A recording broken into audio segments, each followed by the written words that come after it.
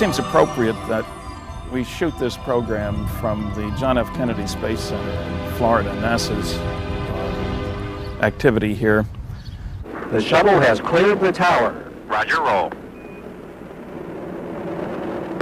Vehicle rolling from tail south, round 235. This is where man has gone into space from, come back to.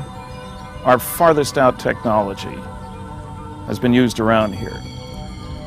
But we're going to talk about even farther out technology, about visitors from the stars and how we can get to the stars as well.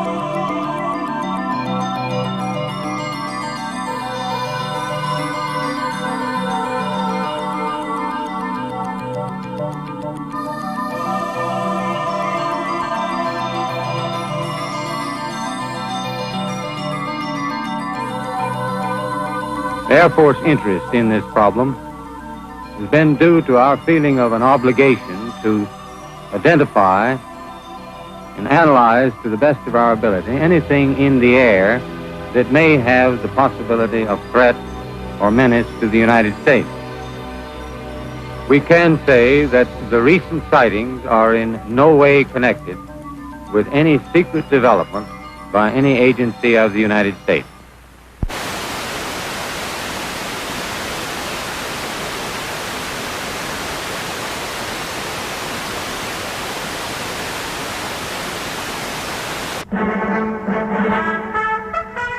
Also here in Washington is Stanton Friedman, a physicist who's been involved in nuclear space and research for such companies as General Electric, Westinghouse, and General Motors.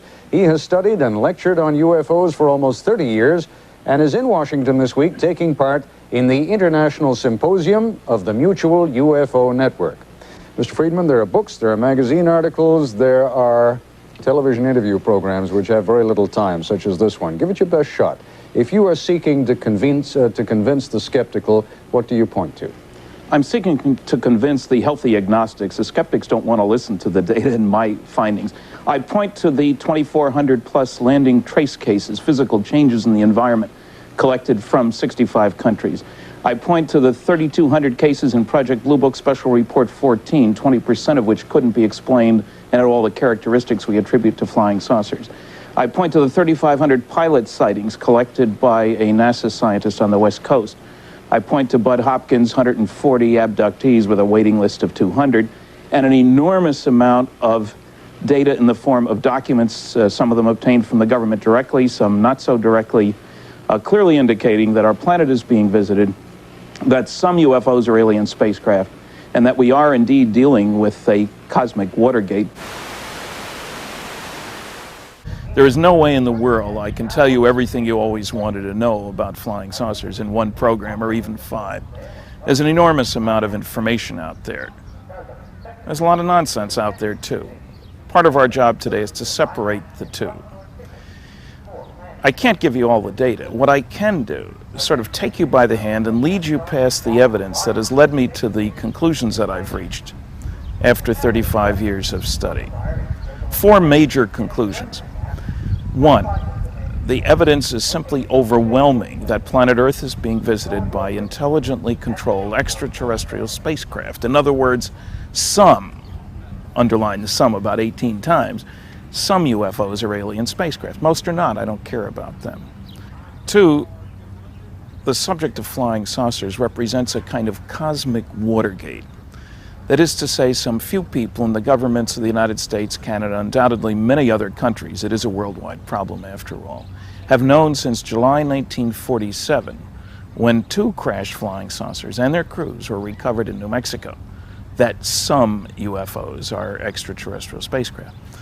3, none of the arguments made by a very small group, very noisy debunkers, skeptics, noisy negativists, whatever you want to call them, against the first two conclusions, stand up under careful consideration. Their arguments sound great until you look at the evidence. Then they collapse of their own weight. And finally, 4, we're dealing with the biggest story of the millennium. Visits to planet Earth by alien spacecraft, successful cover-up of the best data, the wreckage, the bodies, etc., by the government for more than 46 years. Strong words. By the time we're finished, I think you'll see how I got to them, and perhaps you'll agree with them as well.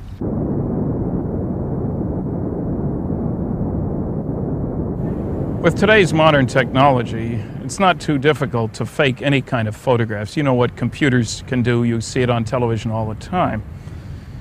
But that isn't so true for pictures of flying saucers taken 20, 30, 40 years ago, even 10 years ago. There are a lot of pictures. I'm sure there are a lot more sitting in people's drawers at home, in their cabinets, waiting for the breakthrough to come when the government tells all. But we can look at a selection of these. There have been motion pictures. We're getting to the point where there are a lot of video cameras because lots of camcorders are around. His first one was taken motion picture in the southwestern part of the United States near the Four Corners area. You see the very rapid pace across the middle of the picture. That's a natural monument in the background, not a man-made structure. You notice the second one coming after it. That lasts for a total of about 20 frames, roughly 1 second, not much to work on. So let's slow it down and look at these two going across. Now, movie cameras are not ideal scientific instruments because the exposure time is pretty long, 30th of a second or so, compared to what you'd want for a scientific experiment. But it's an interesting piece of photography. There are a lot of decent stills around which have been analyzed by professional scientists. Here's one of 2 from McMinnville, Oregon, taken by a farmer, Paul Trent, not a sophisticated individual at all. Pictures have been analyzed by Dr. Bruce Maccabee, an optical physicist with a Navy research lab, a very sophisticated individual. He's looked at the original negatives, examined them very carefully. You can see there's 2 pictures, and then we'll blow up the object, enlarge it in the second one. Notice the interesting shape and the sort of hood ornament there up at the middle. This next picture was taken near Rouen, France, by a French military pilot 4 years, 6,000 miles away. Same shape, same hood ornament, obviously rented from the same great car rental agency in the sky. This next picture is one of 3 that were taken near Santa Ana, California, by Rex Heflin, who worked for the state highway department. He was driving his van. He had a Polaroid camera on the seat of the car, always did, on the seat of the van. Saw this object, took pictures from inside the van, first out ahead of him. You can see that here. We can enlarge that first one, sort of a hat with the dome on it. Then 2 pictures taken outside to the right, taken from inside the van, but through the side door window. This is Santa Ana, California. 3 years later, and 7,000 miles away, includes Romania. We have another set of 3 pictures. There were 3 witnesses to this one, 2 people watching the guy take the pictures. They were analyzed in Romania, again in England, published in one of the better journals, the Flying Saucer Review. Here's yet another object from Bolodic, Yugoslavia that looks like the same model. Nobody's saying they all look alike, just as obviously our spacecraft don't all look alike. Here's another set of pictures, this time from Salt Lake City, Utah. There's a sequence of 7. I've seen the negatives uncut, taken by a professional photographer. There's no building there. There's nothing reflecting off glass. You can follow the object as it moves from left to right across the sky. And yes, that's the Mormon Temple in Salt Lake City. And then we'll enlarge number 5, 1 through 7 there, you see. Enlarge number 5. And I think that region around the object is an ionized air plasma related to a magneto-aerodynamic propulsion system. The next picture is from Hawaii. The object's in the upper right-hand portion. You notice the palm trees and the hula girls. And here's a blow-up of that same frame. That's Hawaii. Here's one from Yungay, Peru. 2 objects in this one in the upper left-hand portion of the picture. And here's a sequence from Trindade, Trindade, I'm told it's pronounced, 600 miles east of the coast of Brazil. The ship was there as part of the International Geophysical Year and had an official Brazilian Navy photographer on board. There'd been a sighting earlier in the week in that area. It was broad daylight. Suddenly everybody shouts, "Hey, there goes a flying saucer. Take a picture," in Portuguese, of course. Grabs his camera, takes the pictures, takes 6 of them. 4 of them show the object. As the object came in from the right at high speed, makes a sharp turn and takes off again, a Saturn-shaped object like the planet Saturn. The pictures were eventually released to the public by the president of Brazil, Juscelino Kubitschek. Here's the first one. This is at some distance now. Here's number 2. Here's number 3. And here's number 4. And this is the best of the batch, so we'll blow that one up and we'll enlarge it once again. And we're kind of back where we started. At least 50 different companies on this planet that could build things that look like that. But I know of none that back in the 50s could build things that look like that and fly like that. High speed, sharp turn, no noise, no visible external engines, no wings, no tail. If it wasn't built here on Earth, it was built someplace else. And it's time we did something about it. What I'm trying to do is to make you aware of the overwhelming evidence that some UFOs are extraterrestrial spacecraft. To remind you of something you already know, that is to say, we all do have something in common on this planet. We're all Earthlings. And also to demonstrate that we're dealing with a cosmic Watergate. We've been able to explain them as hoaxes, as erroneously identified friendly aircraft, as meteorological or electronic phenomena, or as light aberrations. However, there have been a certain percentage of this volume of reports that have been made by credible observers of relatively incredible things. My first reaction was, Polaroid? It's got to be real. I mean, how do you fake a Polaroid? And that's what had me convinced to go ahead and put it in the paper right away.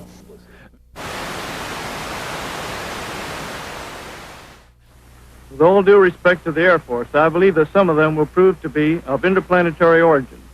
During a 3-year investigation, I found that many pilots have described objects of substance and high speed. One case, pilots reported their plane was buffeted by an object which passed them at 500 miles an hour. Obviously, this was a solid object, and I believe it was from outer space. Well, you'll hear that over and over again, everywhere I go. How come most people don't believe in UFOs? You must be the only scientist that believes in UFOs. Let's look at the facts. Here are the results of 4 Gallup polls that have been taken, asking the same question. Do you think UFOs are real, imaginary, or you're not sure? Even back in the mid-60s, before we'd been to the moon, the believers outnumbered non-believers 1.5 to 1. In the late 70s, it was better than 2 to 1 believers over non-believers. Now, admittedly, sometimes the data's been sort of misrepresented because they leave out the not sure types. I remember a newspaper headline that said only 46% believe in UFOs, implying that 54% did not. The fact was only 29% did not. The rest couldn't make up their mind one way or another. Anyway, you'll notice in the most recent of the polls, and there was another one within the last couple of years, shows the same result. The believers still outnumber the non-believers by 1.5 to 1. Now, every politician would like odds like that at the election.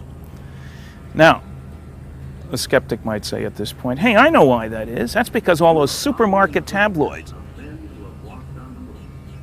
have convinced people that there's something to flying saucers. Right?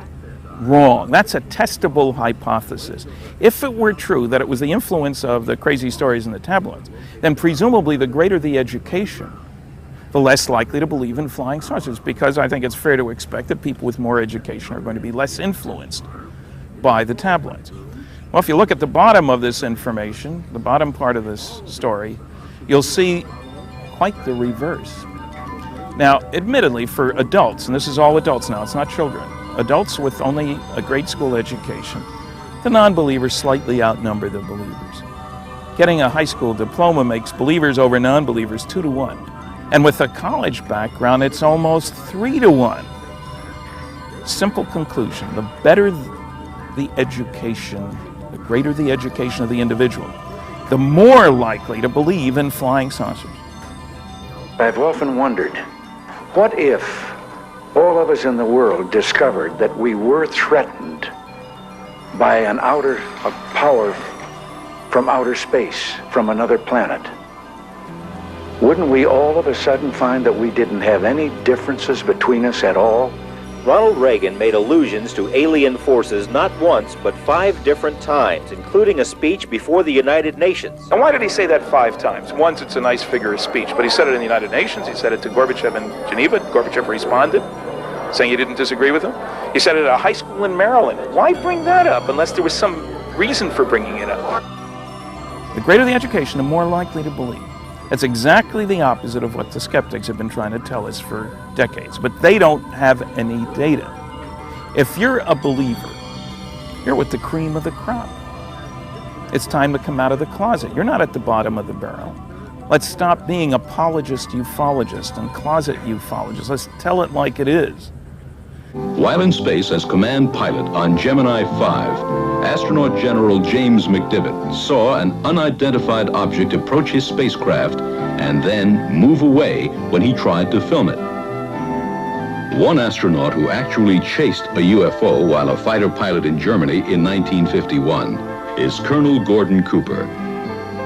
One of the original 7 Mercury astronauts, Colonel Cooper sent this letter to the United Nations November 9th, 1978, to express his view on UFOs.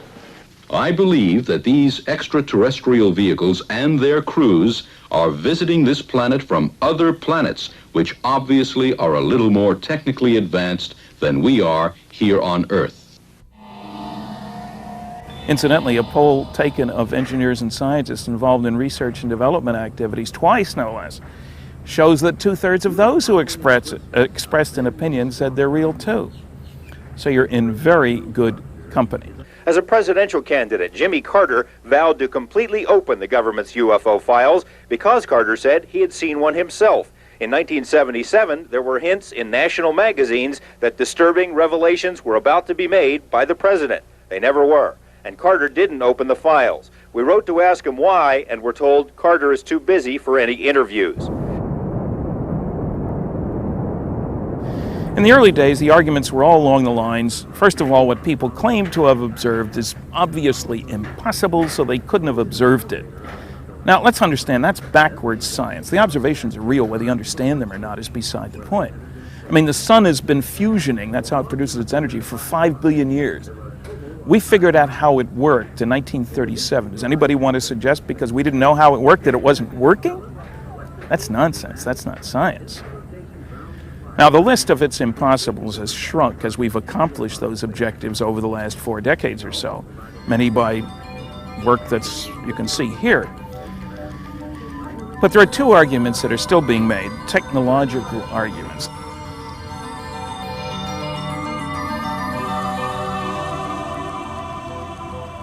The first of the it's impossible arguments is that you can't get here from there. It's usually made in a much fancier way, and typically by astronomers for reasons which I don't understand. The argument goes like this. It's a huge universe out there, billions of light years, billions of galaxies, billions of stars. Surely there's life all over the place out there. And some of that life must be more advanced than we are because they've been around a lot longer than we are. Life all over the place, but you can't get here from there. So give us a few bucks, we'll build a radio telescope and listen for signals because undoubtedly the more advanced civilizations are trying to attract our attention with radio signals. You know, hello Earth, just waiting for us to join the galactic radio network. Did you ever hear such silly nonsense in your life? Especially when you add into the picture, as one professor suggested, when we hook into the network, they will then transmit to us all the secrets of the universe. Why would an advanced civilization give its secrets to a primitive society whose major activity is tribal warfare? That's us, in case you didn't recognize the description. Would make as much sense to give 2-year-olds loaded guns to play with. Now, you can't get here from there. Right? Wrong. Now, we can go to the scientific record. There have been loads of papers published, and what a track record it is for the astronomy community.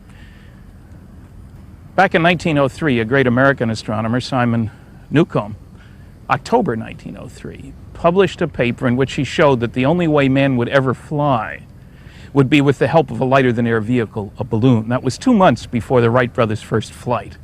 When he heard about the flight, his comment was, well, maybe a pilot, but they'll certainly never carry any passengers. We know how right he was. Another great astronomer in the 20s said that, proved, mathematical equations, that it would be impossible ever to give anything sufficient energy to get it into orbit around the Earth. You don't have to look far around here to know how wrong that was. Yeah, we're getting some really spectacular video downlink from the payload bay cameras. You guys are just passed over Hudson Bay, we believe, and I guess we're seeing a lot of cloud patterns over Hudson Bay. Just before that, we're seeing large bodies of water. My favorite, though, is a Canadian astronomer, Dr. Campbell. In 1941, he was sick and tired of all this science fiction stuff about going to the moon. So he did a scientific paper in which he tried to calculate the required initial launch weight of a rocket. Just a chemical rocket, which is what all these are, able to get a man to the moon and back. That's a legitimate question. How big would it have to be? Pages of equations. Bottom line, the required initial launch weight of a chemical rocket able to get a man to the moon and back would be 1 million tons. Now, even for me, that's too big. But isn't it interesting that less than 30 years later, we got 3 guys to the moon and back, still with the chemical rocket, whose initial launch weight, one of the members of the Saturn family, like this one back here, the initial launch weight wasn't 1 million tons, it was 3,000 tons. He was off by a factor of 300 million. How could he be so far off? Because he made all the wrong assumptions.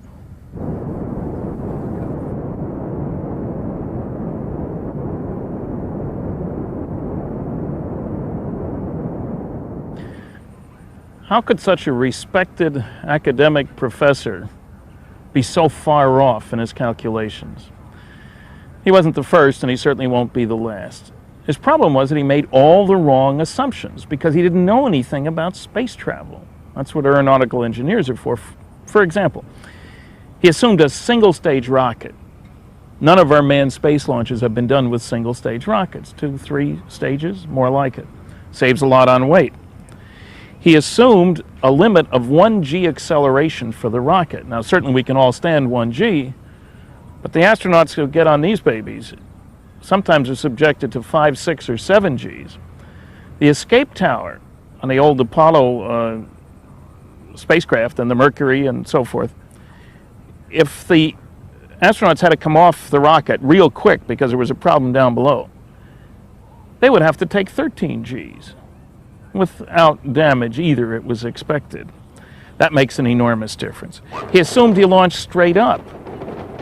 Well, as anybody comes here knows, you bend over pretty quick, you launch to the east, you do a lot of cosmic freeloading. Another example of freeloading, something we do on all our deep space shots, incidentally, it's not a bad word, is he assumed, quite correctly, that when you came back to Earth from the moon, you would, of course, have to slow down. I mean, that goes without saying. You're going 25,000 miles an hour. That's not a good landing speed. But he assumed the only way you could do that would be to turn the rocket around and fire the retro rocket to slow you down. But, of course, every pound of propellant you use at the end had to be launched from the Earth at the beginning, slowed down at the moon, launched from the moon, most of it slowed down back here. And it takes at least 10 pounds of propellant per pound of payload to move it through each of these steps. What do? We get smart instead of powerful. We say the atmosphere is already here. Let's use it. We convert the problem from brute force into hitting the atmosphere at just the proper angle. If you come in too steep, you dig a big hole in the ground. Not a good way to make a landing. If you come in too shallow, you go right on by the Earth. That's not a good way to get home either. But if you do things properly, you come down, and it doesn't take any propellant at the end of the trip. So he was far off, no question about that. But can you get here from there or not?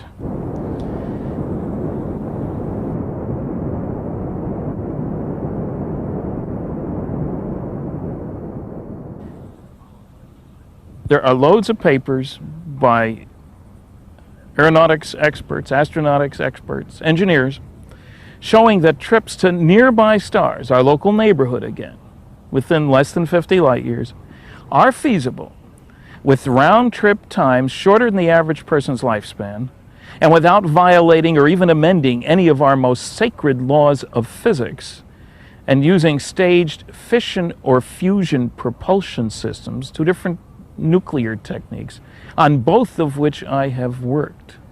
I said staged again, you notice. Now, some people might think, uh-oh, here comes the science fiction. Got to have science fiction and flying saucers, right? Wrong.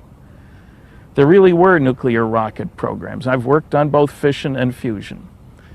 The NRX-A6 nuclear rocket reactor propulsion system, reactor's only about this big, had a power level of 1,100 megawatts, half the power of Grand Coulee Dam. I worked for Westinghouse on that one.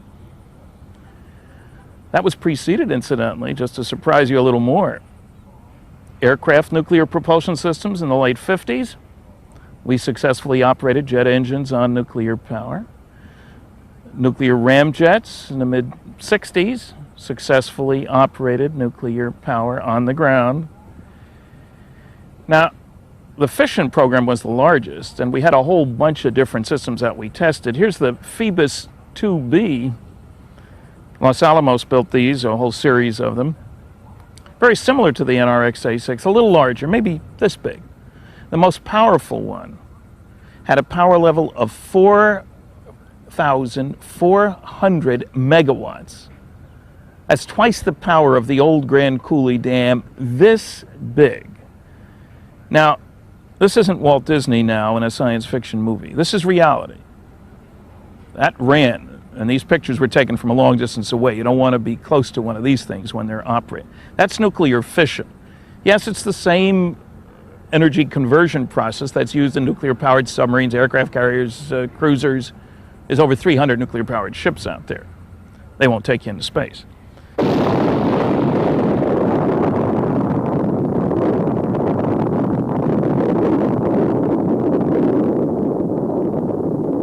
But really, I'm much more excited about nuclear fusion.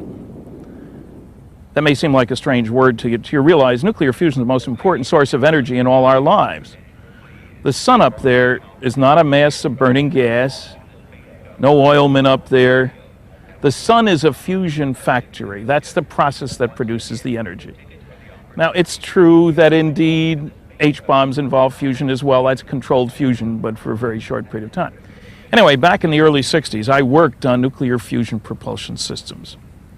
Government-sponsored contract. We didn't test hardware like the fission rockets. But give the program, I don't know, $60 billion in 20 years, you'd have man-rated, very exciting, deep space fusion propulsion systems. What's the big deal about fusion? Well, there are two big deals. One is if you use the right stuff in the right way, you can kick particles out the back end of a fusion rocket, only in space now, that have 10 million times as much energy per particle as they can get in one of these chemical rockets. On a miles per gallon basis, surely fusion is the way to go.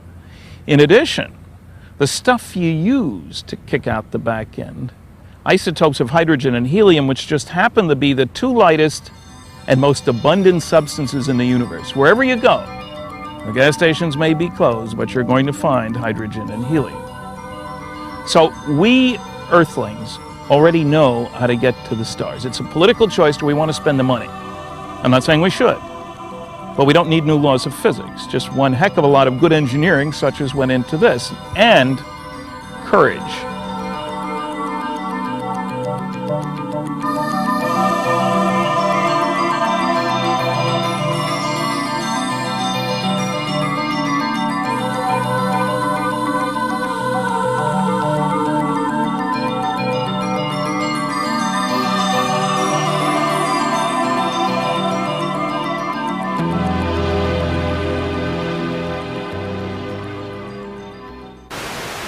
This home videotape was recorded during one of the trips to the Groom Mountains. Okay. Good luck. No way, did you see that move it did? No, I didn't. It went because like I kept it went whoom, whoom. Wow, look how bright it's getting. Look at it now. It's getting bright. Not bright enough for me to get the son of a bitch. Here, hold on, right here.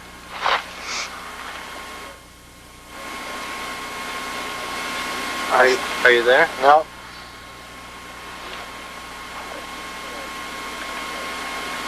It is bright right now. So progress comes from doing things differently. That also applies when you move over to the other big objection to space travel, deep space travel, and coming here and then making right-angle turns.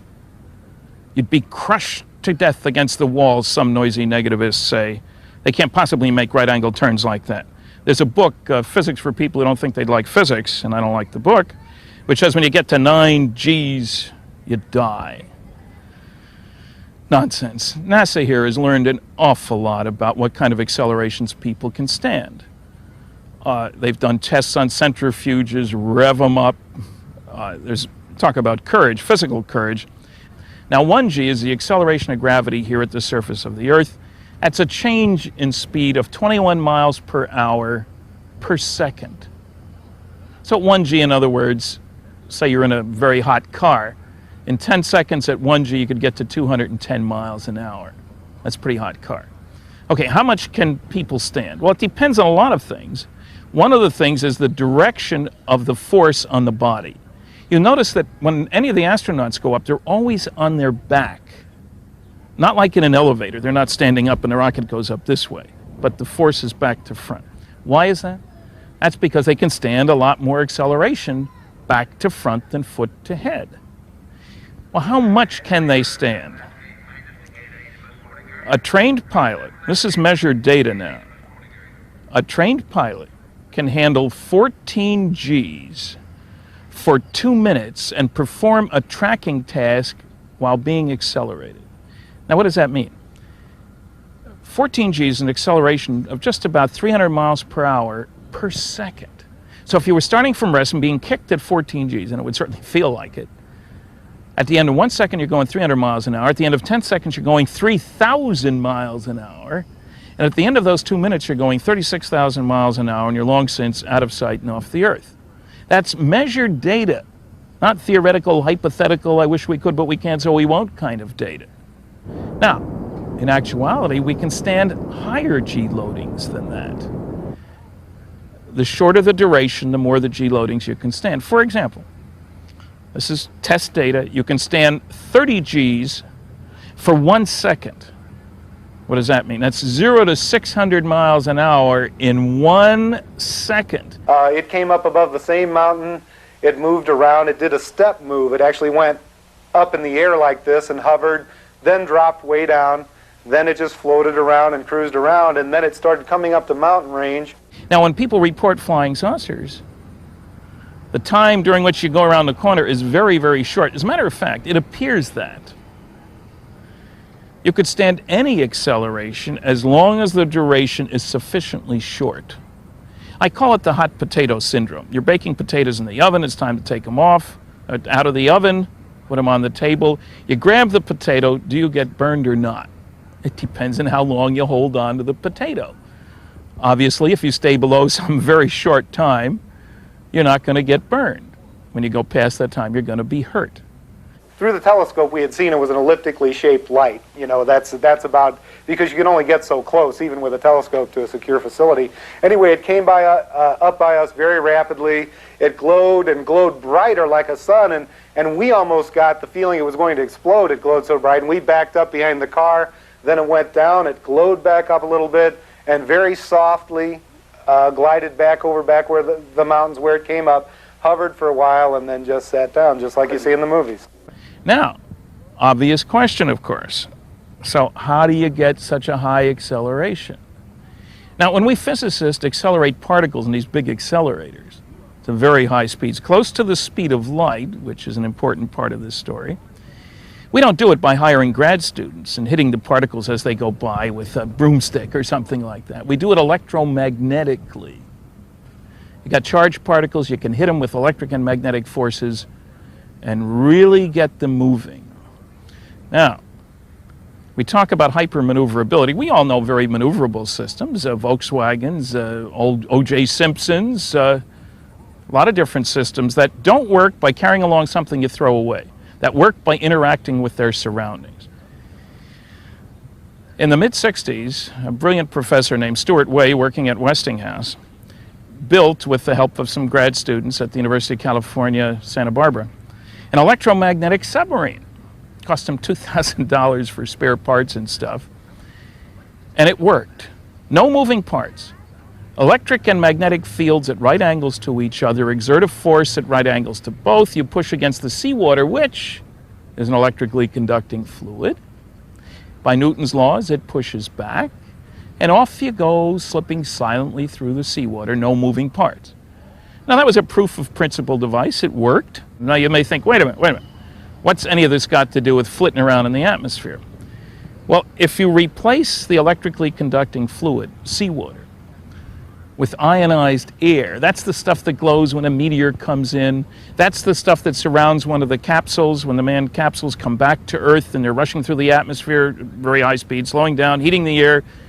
It becomes an electrically conducting fluid, and we have that blackout period. Remember that when the men came down? If you have an ionized air plasma around a vehicle, this is based on measured data, you can control heating, drag, lift, radar profile, little stealth activity there, and sonic boom production. All of these relate to the layer of air around the vehicle. So this is not an incredible technology. Interesting, different, not easy to play with in your basement, but the wave of the future is a magneto-aerodynamic propulsion system. In a moment, we'll examine the extraordinary and controversial story of a strange craft that crashed in New Mexico in 1947.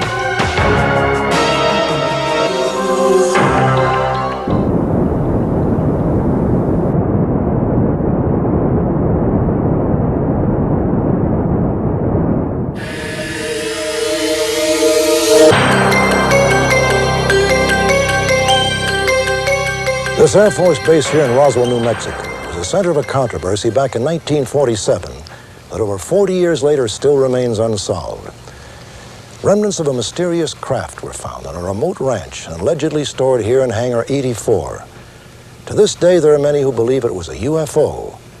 When we first heard of the incident at Roswell, we assumed it was just another UFO sighting that could be easily explained.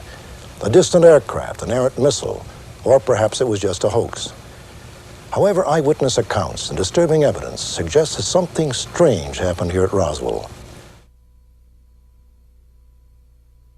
This is the front page of the Chicago Daily News for July 8th, 1947. This is an evening paper. And almost all evening papers for that day from Chicago West carried this incredible story about Army finds air saucer on ranch in New Mexico. Disc goes to high officers.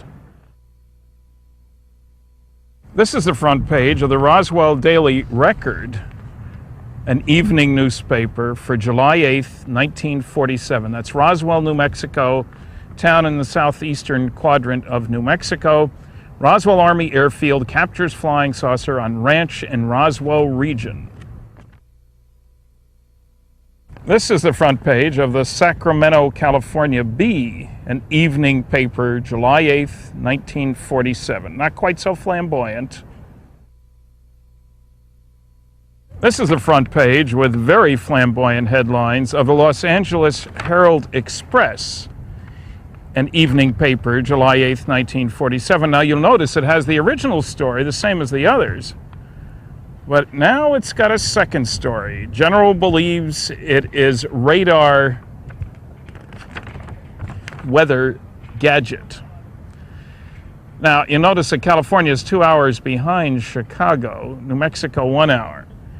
What's going on here? We need a context here. The first UFO sighting to get national attention occurred in the Pacific Northwest on June 24th, 1947, just 2 weeks earlier than these headlines. Kenneth Arnold, a private pilot, in broad daylight was searching for a downed aircraft in the mountains of Washington state, and he spotted 9 objects that moved, as he later described it, as a saucer would if you skipped it across the water. He reported it when he landed. The press picked up on it. He didn't say they looked like flying saucers, but the press coined the term flying saucer. UFO wasn't used until after 1950. Within the next 2 weeks, there were sightings in 40-some states and several other countries. And it was headline material.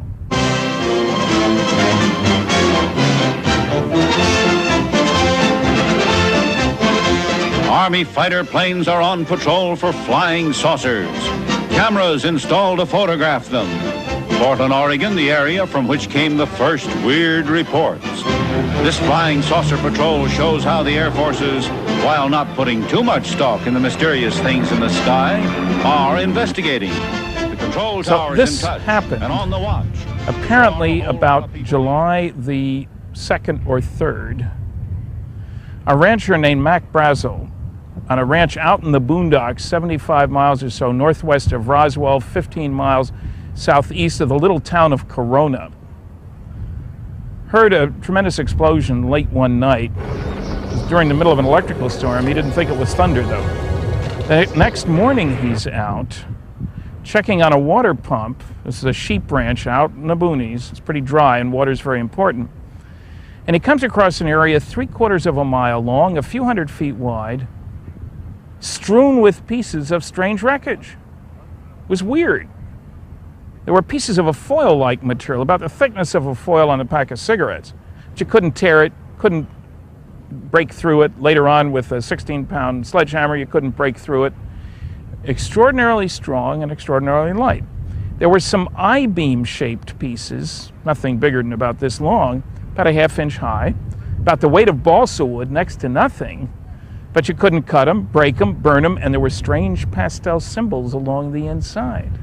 According to my dad, there was a bad thunderstorm the night before. The next day he was out on the ranch and he found this debris. And he picked it all up in his pickup and was talking to people, and of course there was some talk about UFOs. He was going to Roswell. And as far as I know, he got in touch with the sheriff's department. They, in turn, called the Air Force. Brazel, a rancher, the ranch had no electricity. He hadn't heard all these stories about flying saucers. There was a neighbor's young son visiting there because he liked to ride horseback with Mac. When Mac took him back to his home, the Porter family, he asked the neighbors to come out and see this stuff. He took some pieces with him. They handled it. They remember it. A Proctor family, Loretta Proctor. The piece he brought up looked like a kind of a tan, light brown plastic is what it looked like. Of course, we have no plastic now. Back then we didn't have any plastic. Finally, on July 6th, a Sunday, Mac decides to put some of the pieces of this junk in the back of his pickup truck and go into Roswell. He goes to the Sheriff Wilcox's office, tells the sheriff he's got this stuff. The sheriff looks at it, calls the base, the local Roswell Army airfield. I asked him, do you think this is true? And he said, I don't know why Brazel would have come all the way in here and brought that stuff if it hadn't been something important, and that he didn't, that he, it had to be something that he thought was that. It was a very special base. It was the home of the 509th Composite Bomb Group. That's the group that dropped the atomic bombs on Hiroshima, Nagasaki, and out in the Pacific in 1946. Hand-picked officers, hand-picked men, high security, a very elite special group. Flying B-29s, the Cold War was already heating up at that time. The sheriff, by prearrangement, called the base, talks to the base intelligence officer, Major Jesse Marcel. There was a pre-existing arrangement to do that. Jesse checks with his boss, and Colonel Blanchard, base commander, head of the 509th, goes into town, looks at the stuff, realizes it is indeed very strange, gets instructions to go with the counterintelligence corps man. Remember, this is highly classified base, lots of highly classified activity in New Mexico. Take the counterintelligence corps man, Sheridan Cabot, with you, see what's going on out there. The material that we saw, just like whatever it caused it was just like whatever there, it was just vaporized. Now, there was no way you could tell Jesse and Cabot how to get there. It was out in the boonies. They had to follow the rancher out there. Took their sleeping bags, stayed overnight, had a can of beans, as Jesse told me. The next morning, the rancher shows them this area. And Jesse's mystified. One thing I was certain of, being familiar with all air activities, that it was not a weather balloon, nor an aircraft, nor a missile. It was something else of which we didn't know what it was. There were just fragments strewn all over the area, an area about 3/4 of a mile long and several hundred feet wide. If there's all this wreckage, there had to be some kind of an explosion. He can't find a crater, so it must have happened in midair. They load 2 vehicles, an Army carryall and a Buick, with as much of this stuff as they can fit in. And there was lots of it left behind. And they head back toward town. It's late now. Jesse stops at home, wakes his wife and 11-year-old son, brings in some of the pieces of stuff to the kitchen table. They try to fit the pieces together to get some idea of how big this thing must have been. There was a black plastic type debris like bakelite, which was shattered. It was very brittle material. And then there were fragments of what appeared to be I-beams. And the son is important because he's now a medical doctor, Jesse Marcel Jr. He's a pilot, he's a flight surgeon, he served on military aircraft accident investigative teams, was himself shot down in Southeast Asia. He knows wreckage. He has never seen anything like it, including those strange symbols. Well, the most unusual part of this whole thing was what was on the I-beam, on the inner surface of an I-beam. Because as you look at it head on, there appeared to be a type of writing. Well, Jesse goes into the base the next morning, and Colonel Blanchard gives 2 orders. One is to Jesse, get one of the B-29 crews to take you and this stuff up to Wright Field in Ohio. It's now Wright-Patterson Air Force Base. All the base names changed when the Air Force became a separate body in September of '47, after this took place. Make a stop at our headquarters. The 509th was part of the 8th Air Force, which was part of the Strategic Air Command, then headquartered in Washington, in the Washington, D.C. area. 8th Air Force headquarters was in Fort Worth, Texas, and that's right on the way to Ohio. I was in that operations office, and Colonel Blanchard drove up and came in and asked, is the aircraft ready? And I and one other fellow there, who was now dead, said, yes, it's sitting right out front, ready to go. The second order he gave was to the base public information officer, a man named Walter Hout, to put out a press release announcing that they'd recovered the wreckage of one of these flying discs that people had been seeing for 2 weeks. Got the telephone call from Colonel Blanchard, and in essence he told me that he had in his possession a flying saucer or parts thereof. Gave me a little bit of idea where it came from, and ranch northwest of Roswell. Walter did that at about noon New Mexico time. He wrote the release on the commander's orders, took it to the 4 media outlets in town, 2 radio stations, 2 newspapers. One of them put it on the wire. It went out all over the world, and the phones didn't stop ringing in Roswell, at the sheriff's office, at the base, at the newspapers, at the radio stations. Calls from London, England, and all over the world. Meanwhile, Jesse's in a plane with some of the wreckage and a whole crew on the way to Fort Worth, Texas. Before they had even arrived there, then Colonel Thomas Jefferson Dubose, who was Chief of Staff to General Roger Ramey, head of the 8th Air Force, had already taken a call from Clements McMullen, the acting head of the Strategic Air Command in Washington, telling him in no uncertain terms, they knew each other, I want you to cover up that story, I don't care how you do it, I want you to send some of that wreckage up here with one of your Colonel Couriers. And I don't want you ever to talk about it again, not even with your buddy Roger Ramey, commander of the 8th Air Force. That's an order. Do I need to put it in writing, Colonel? No, sir. Again, you follow orders. He took care of it by having the wreckage of a radar reflector from a weather balloon brought in. That's what it was. To his office, no less. Strange place to bring wreckage. The media guys are waiting because of the wire service story. And gentlemen, he says, the general says, we made a terrible mistake.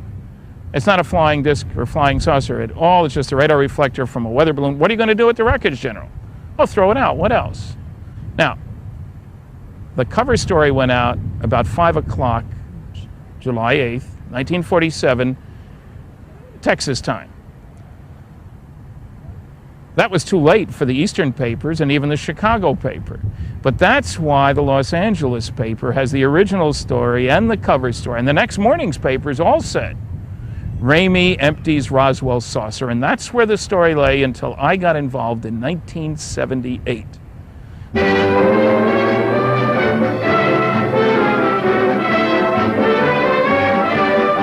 Inflating an immense balloon aboard the USS Norton Sound, the Navy prepares for further study of the elusive cosmic rays somewhere in the Pacific. That's the news. A secondary consideration clears up the mystery of the so-called flying saucers. For it is these monsters, which rise 19 miles and attain diameters of 100 feet, that have been mistaken for the apparitions called flying saucers. At great altitudes, they tell us, these elongated enormities flatten out like plates. Mystery ended.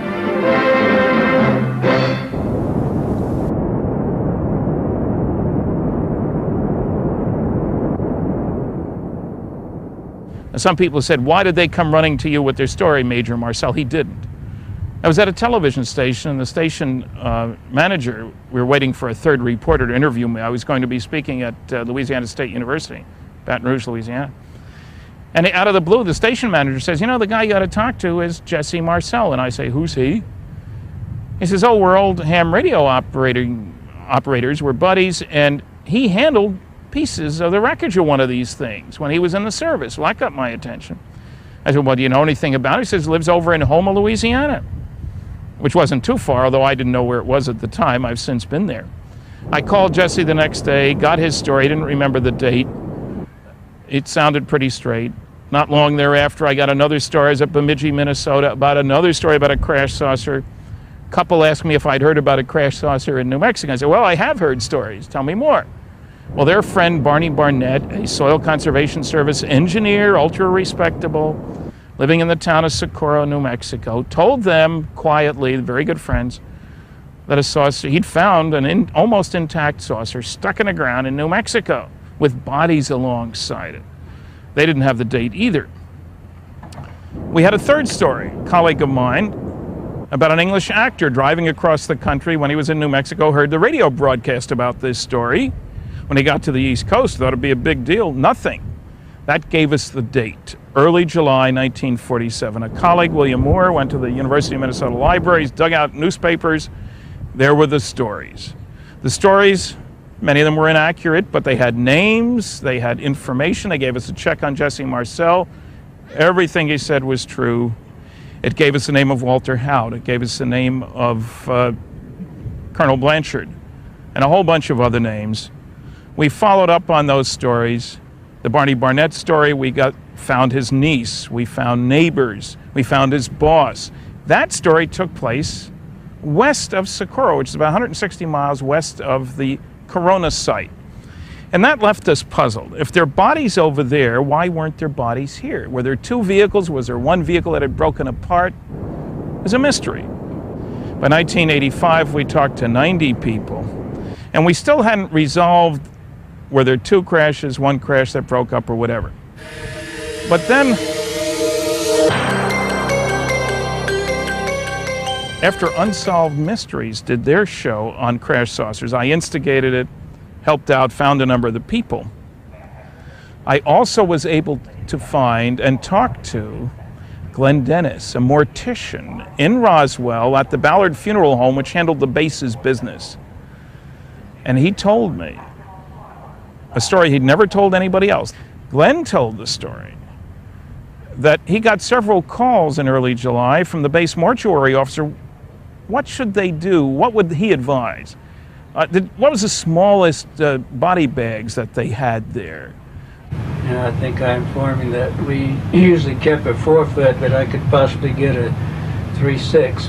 What fluids could you use to treat a body that had been out in the sun for a long time and that wouldn't interfere with later analysis of body fluids? What would your procedures do to changing the, like the chemical compounds, the tissues, the blood and all that? What would that do? Would that destroy any of it? And Glenn says, well, was there a crash? Well, no, this is all hypothetical. And he said, well, you know, when bodies are in a crash, you can fit them in a 5-gallon jug. No, these bodies weren't in a crash, but they were out in the desert for several days. Well, later that day, Glenn drove the ambulance, which was also a hearse, of course, in those days, dropped an airman off at the base hospital, parked it around the back, went in to see a friend of his who was a nurse in the base hospital. It was hot, just going to get a Coke. This nurse had only been there, she'd only been commissioned like around 3 months. And she had graduated from college and taken the state boards and gotten her license, and then she went into the service. He sees 2 Army ambulances out there with strange sort of half canoe-like segments in them and MPs guarding. And they challenged him. He says, well, I'm Glenn Dennis, I'm the mortician. He belonged on the base. He had clearances and stuff to get on the base. Anyway, as I started back to see her, before I got back to the lounge, there was some examining rooms on each side of the hall. And she came out of one of the examining rooms and coming across the hallway. And I noticed she had I don't know, it was a handkerchief or a piece of gauze wad over her mouth. And then she saw me and she said, what are you doing here and how did you get in here? She said, my gosh, get out of here as soon as possible. She said, you're going to get in a lot of trouble. Which is a strange way to be greeted. And there's a military guy there who shrieks at him, get that SOB out of here. Who is he? Nobody likes being called an SOB, and he did use the words. And he's confused about what's going on here. And this guy's yelling some more, get him out of here. And then Glenn said the wrong thing. Has there been a crash? Don't you go telling any stories about a crash. This guy's lambasting him verbally. And Glenn says, you can't do anything to me. I'm a civilian. Now, there's a black sergeant there. There's a red-headed, nasty officer, but I didn't know it when Glenn first told the story. And the sergeant says, we use guys like you for dog food. Glenn gets mad and says, we use guys like you for coyote bait. Great dialogue, but there's a reason for telling you that. Anyway, he gets literally escorted out, MPs on each side, taking him out to his hearse, follow him back to the funeral home. He gets a call later from the officer, don't you ever say anything, and he still doesn't know what's going on. He said, you did not see anything, there was no crash here. You don't go into town and making any rumors that you saw anything, that there was any crashes. The next morning, he leaves word for the nurse, and she calls him back, and they meet at the officers' club, and she's very upset. She had been going to get some supplies, and in the room she goes into, there are a couple of doctors autopsying 3 strange bodies there, and the stench was terrible. She said, the doctor said, hey, this isn't anything we've ever seen before in our life, and there's no textbooks that's ever covered this, you know. She saw the bodies, but she wanted to get out of there. They said, oh, you can't leave. Well, I've got chores to do. Oh, no, you've got to help us. And she's taking notes while they're dictating, and this terrible smell. I said it was the most gruesome, most horrible sight that she had ever seen in her life. The smell was almost devastating. She said, I was never so horrified in my life. And she said, I don't know if I'll ever sleep again or anything else. She said, I've never seen anything so gruesome. She drew for Glenn what the bodies looked like. The upper arm was longer than the lower arm. Big heads, small bodies, big eyes, practically no nose, mouth, ears. 4 fingers, no thumb, long, slender fingers.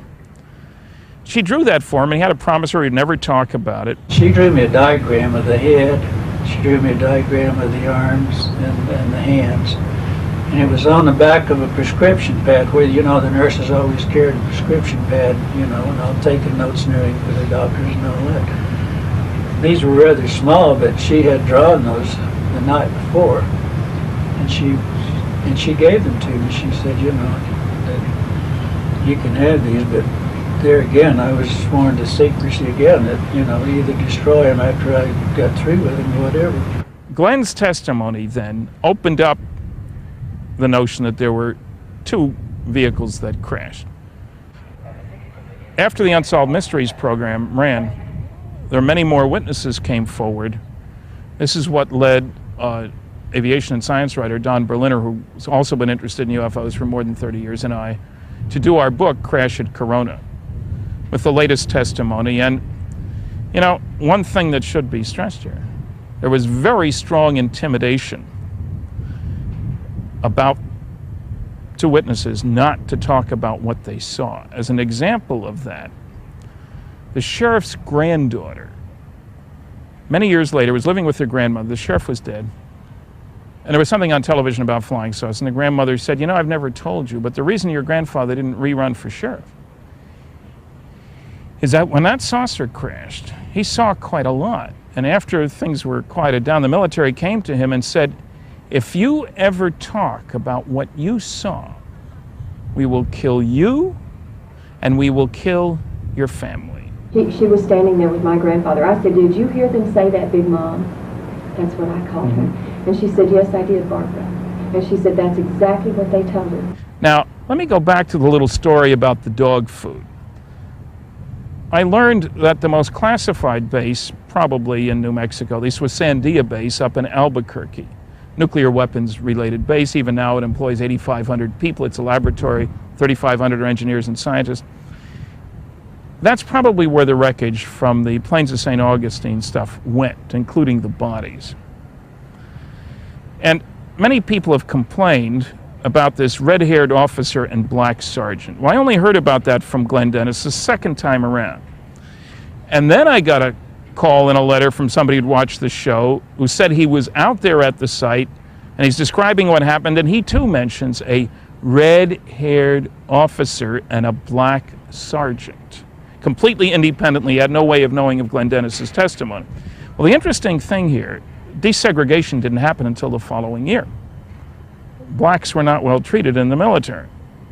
And some people have said there weren't any black sergeants working for white officers. Well, there were. I've met one who worked at a SAC base who handled the dog detail, the canine detail. That's one place where this guy could have worked. And that would explain why he would make such a strange remark as we use guys like you for dog food. So this gives an internal consistency to the story. We would very much like to hear from anybody who knows anything about these stories. We won't use witness names without permission. Crash saucers are a very important part of the story of flying saucers.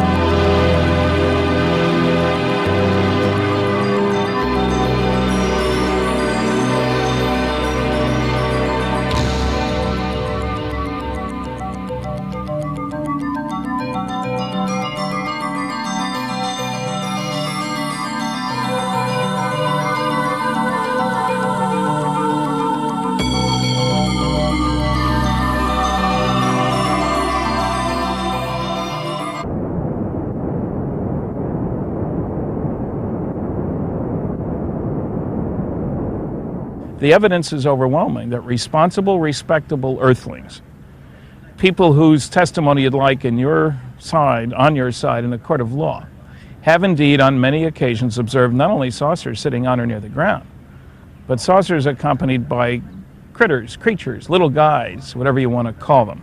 I don't mean once or twice.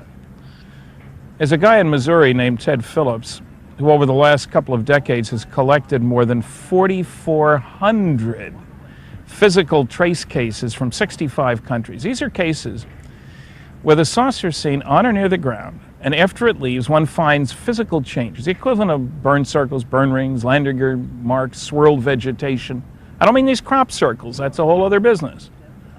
Directly associated with the presence of a real craft. And frankly, after you read your first 200 cases, it's dull. The same thing keeps happening all over the world. In 24% of those cases, over 1,000, reports are made of creatures associated with the craft. There's a humanoid study group of the Mutual UFO Network, the world's largest respectable UFO group. And they've collected more than 3,000 reports of humanoids. Abduction researchers, and I know a number of professionals who cumulatively have examined well over 1,000 abduction cases. Some of them involving several people at the same time, some of them involving the same people abducted repeatedly over a period of many years. Now, here's a typical physical trace case. This is on the Johnson farm in Delphos, Kansas. Ronnie Johnson, age 16, finishing his chores for the evening, getting ready to go in for dinner, looks up, and here's this glowing mushroom-shaped object sitting a foot or two off the ground, brilliantly lit. Not light bulbs, but just glowing. So bright he could barely see. You know how you get blinded by bright lights? He's standing there, kind of petrified, and frankly, he was paralyzed. He couldn't move, neither could his dog, so it wasn't psychological. He's standing there, and this thing suddenly takes off. It just clears the shed, whose shadow you can see in the picture, and it moves off slowly in the sky. He dashes into the house, 250 feet. I've been on the farm. Tries to tell his parents about this flying saucer that he'd just seen. Naturally, they laughed. They didn't believe him. Naturally, he got angry. You don't have to believe me. Go out and see it for yourself. And they did go out, and they did see it. Then, with a little more effort, he convinced them to go back to the place on their farm where this saucer had been sitting on or near the ground. They get out there, and they see this glowing ring of soil. The bottom of the tree was glowing. A board was glowing. This is really weird. Mother reaches down, touches the glowing ring of soil, picks up her hand. Her fingers go numb. Can't take pulses at the restaurant where she works as a nurse for the next couple of weeks. They're kind of concerned about this. They take pictures. They call the sheriff's office. The sheriff comes out the next day, takes soil samples. They're worrying about radioactivity. The soil wasn't radioactive. A reporter for the local paper, the Delphos Republican, picks up on the story because it's on the sheriff's file. This article appears in the story, in the paper, and a month later, Ted Phillips, this guy in Missouri who collects all these physical trace cases, gets sent a copy of the article. He checks with the sheriff. Yeah, I know the Johnson family for years. They're fine people. Ted decides to go out there. It'd been a month. There'd been rain. There'd been snow that had melted, but might be worth looking at. He gets out there. Everything is mud except for the dry ring of soil. Mud on the inside, mud on the outside, but the ring is dry. Pours water on the ring, runs right off. Doesn't get absorbed at all. Took a whole bunch of samples, both in the ring soil, the ring's roughly 10 feet in diameter, and in the inside and outside the ring, in the control samples. He ran tests. First, he ran a seed germination test. The ring soil wouldn't grow anything. The normal soil, the seeds germinated fine. He ran a moisture absorption test. You can see that here. That's water sitting on the dirt. It's not plastic. It's not glue. It's water. The stuff won't absorb moisture.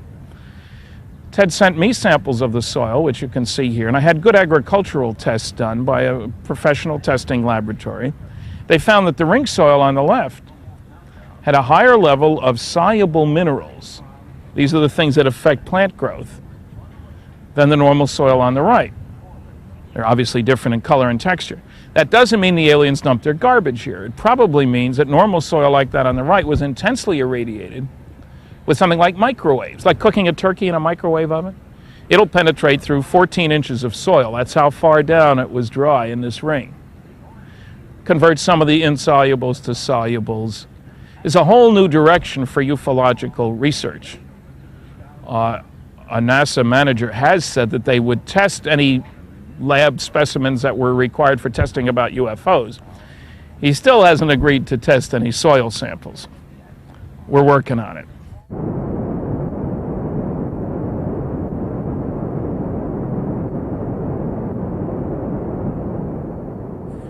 We're here at the Astronaut Hall of Fame, and behind me you can see a mock-up of the shuttle.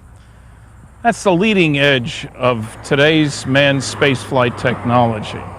It's unclassified. But many people seem not to be aware of how much technology has been developed under security. I spent 14 years of my life working on classified advanced research and development programs. They touch every aspect of advanced technology. And not only are there classified programs whose existence is known but whose details are classified, but they're also what are known as black programs, black budget items. These are items that are funded somehow without congressional oversight. How big are these programs? A Pulitzer Prize-winning author named Tim Weiner has written an exciting, extremely well-documented book, Blank Check, the Pentagon's Black Budget. He makes a convincing case that the annual black budget, not under congressional control, has been running about $35 billion. About half for technology, stealth fighters, stealth aircraft, and Lord knows what else, and about half for intelligence. And certainly the intelligence community is involved with flying saucers. That's been true from the beginning. Let me give you some demonstrations of that. A group of us called Citizens Against UFO Secrecy, back in the late 70s, went after the CIA, everybody's favorite target, of course. We want all your UFO information. They said, we don't have any UFO information. You do too. We do not. We appeal. They deny. We go to court. There's a procedure under Freedom of Information. The judge asked that they do a search. They did a very limited search. They suddenly found 900 pages of material. Not terribly exciting, none of it above secret. I've been to 15 different government archives. Loads of top secret stuff has been declassified. Lots hasn't as well. Anyway, more important than the 900 pages of information was a list of 57 documents which they found dealing with UFOs, but that came from other agencies, and so they couldn't release them. Everybody and his brother was collecting data about flying saucers. The CIA, of course, was, but the OSI, the DIA, the ONI, FBI, Department of State, most interesting, were 18 documents from the National Security Agency. Now, they only give dates. We don't know what's in the documents.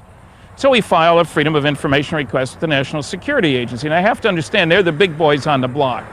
They spend about $10 billion a year of that black budget. It's a good name for it. And they employ, according to the Washington Post, 160,000 people. And yet half the people in my lecture audiences have never heard of the NSA. No such agency is the inside joke. Anyway, we've dutifully filed a Freedom of Information request with the NSA. We want these 18 documents as listed by the CIA. We get a page-and-a-half letter back saying we can't give anybody anything. Public law prevents us from releasing any information about sources and methods of intelligence. We say we don't want sources and methods, just the UFO data. We can't give you anything. We appeal. They deny. We go to court. The judge asks that they do a search. Now, we only knew about 18 NSA UFO documents. They come back to the judge. He says, how many documents did you find, gentlemen? 239, Your Honor, from 18 to 239. But 79 of those documents originate with other agencies. We can't release them. Interestingly enough, 23 of those documents were from the CIA, but hadn't been found by the CIA when they did their search. Okay, that's fine. That leaves 160 NSA UFO documents. We'll take those. We can't give you anything, you guys. They said, gentlemen, you don't seem to understand. We're talking national security here. We can't give you anything. We're going around in circles.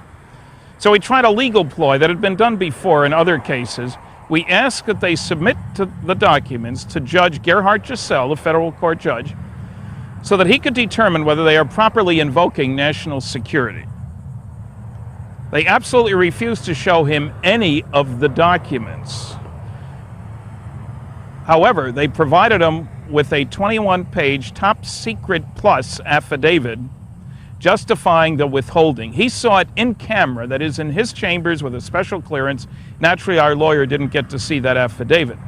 The judge was so impressed with that he ruled in their favor they should not release their 156 UFO documents, that the public interest in disclosure, he said, was far outweighed by the potential danger to the security of the United States should this information be released. National security and flying saucers.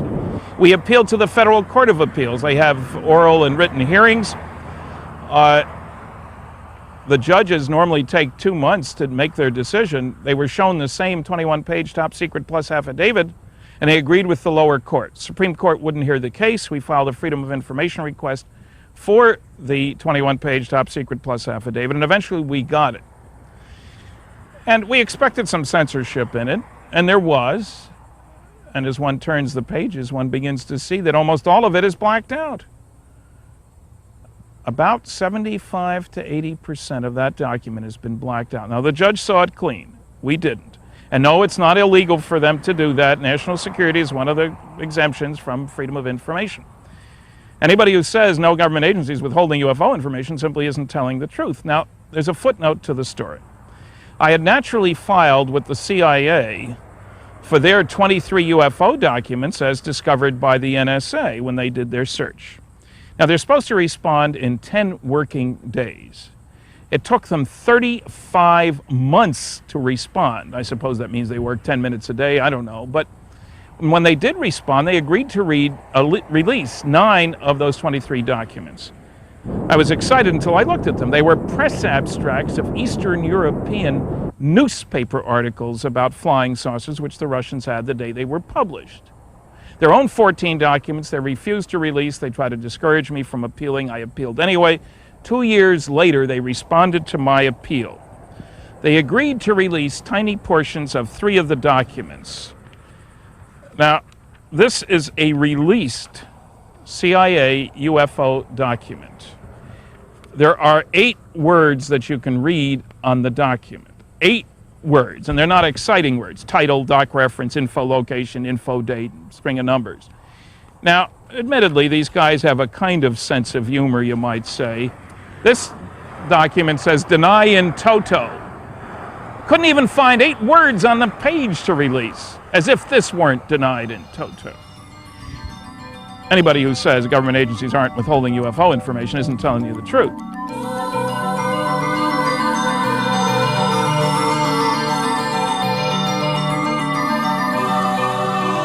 There's no doubt in your mind, I gather, that the balloon story was a cover story. Absolutely none. We knew that it was a cover story, and whose idea it was, I haven't the vaguest idea, but we used that in order to assuage the curiosity of the press. Colonel Blanchard, in order to get out of their way, had backed into the doorway of the ops office, and I stepped up to him and I said, Colonel, turn sideways, I want to see too.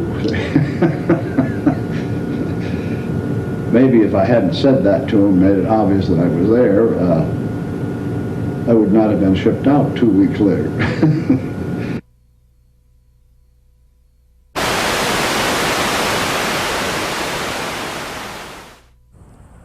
Some people might say, hey, look, so they're holding back data. What else is new? Everybody knows the government hasn't told us all it knows. If it can have a black budget of 34 billion, 35, 36 billion, does it matter? I think it matters a great deal. The best hope I see for a decent future for this planet is an earthling orientation, as opposed to the nationalistic ones, which we all pick up early on and keep the rest of our lives. The easiest way to get an earthling orientation is to recognize that to aliens coming here, we are all earthlings. The differences don't matter, I would expect, to them. So the reason I think this matters is, as a nuclear physicist very much concerned about the proliferation of nuclear weapons, is that we need to move in the direction of the earthling orientation. It's time the government put some of the data out on the table. Now, some people might ask, well, why would the government hold back this information if they had it? Are they afraid of panic, a la Orson Welles in the radio broadcast back in the 30s? Let me give you 5 quick reasons for government cover-ups. 1, you want to figure out how the darn things work. You've got records. You set up your secret project. Rule number 1 for security is you can't tell your friends without telling your neighbors. They watch television, they listen to the radio, read the newspapers. Second problem, what if the other guy figures out how they work before you do? How do you defend against them? You don't want them to know, you know, they know. The third problem is the big one, the political problem. If there were to be an announcement tomorrow by highly trusted individuals saying indeed some UFOs are alien spacecraft, what would happen?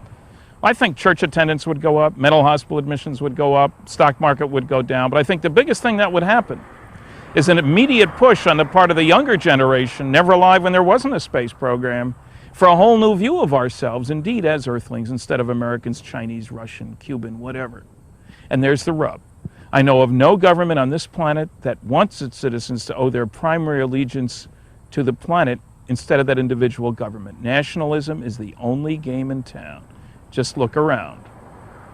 Fourth reason, certain religious groups have said this is all the work of the devil. There are no other living beings out there anywhere.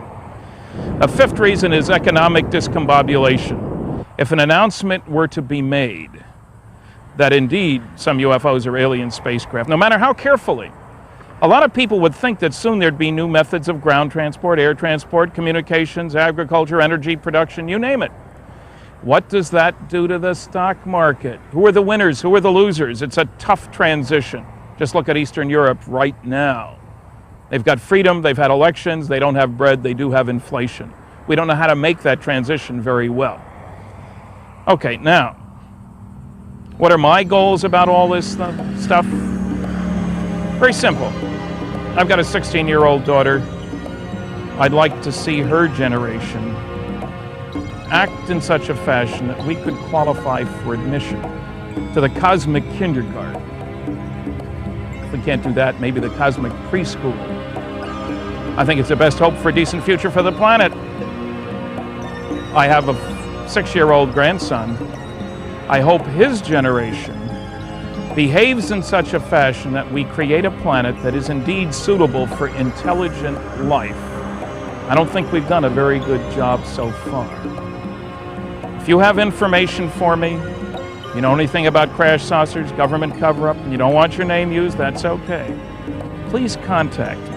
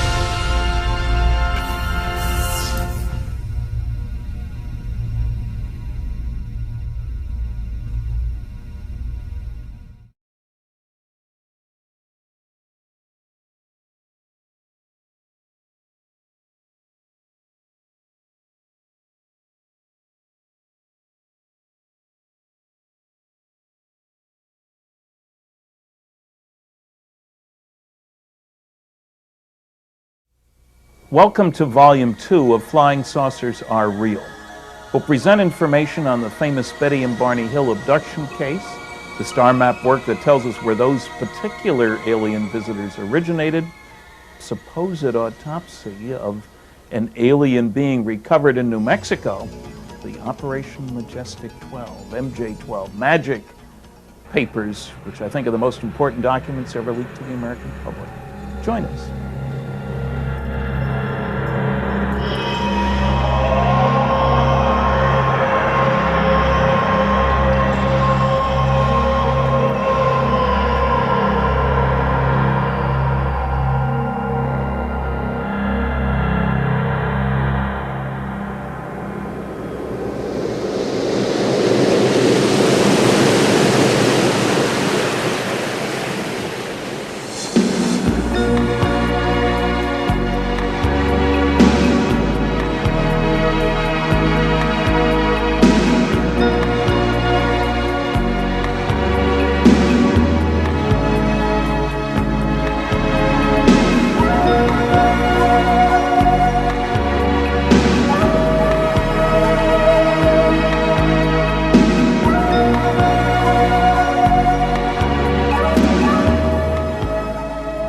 There is no way in the world I can tell you everything you always wanted to know about flying saucers in one program or even 5. What I can do is sort of take you by the hand and lead you past the evidence that has led me to the conclusions that I've reached after 35 years of study. The evidence is simply overwhelming that planet Earth is being visited by intelligently controlled extraterrestrial spacecraft. Some UFOs are alien spacecraft. It came from this direction over here, which is toward the Holiday Inn, and just came straight up and then moved directly over us, and then out over across the bay and took a right-hand turn and went in a northeast direction and then blinked out.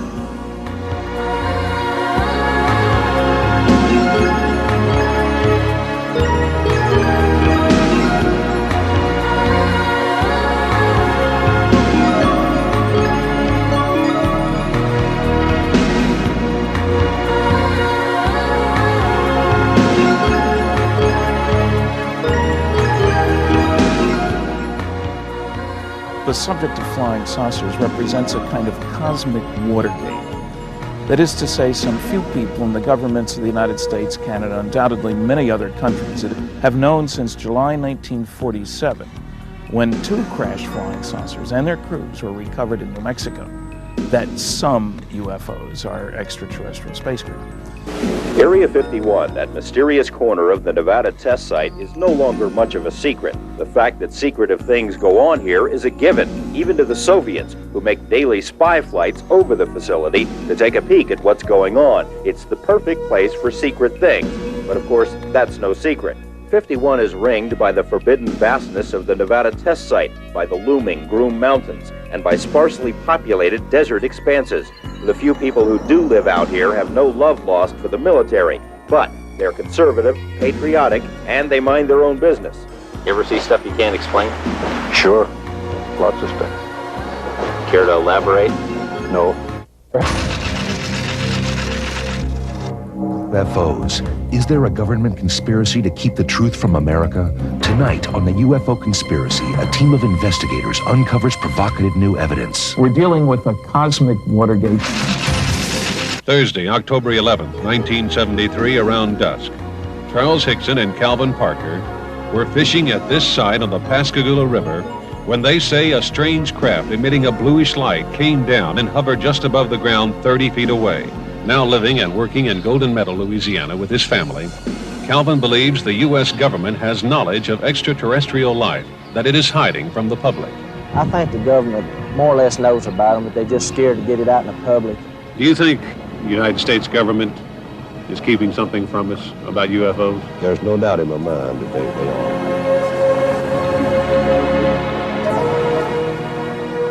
Man is not alone in the universe. He's not alone in the neighborhood.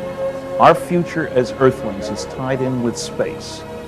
The time to start thinking in those terms is now.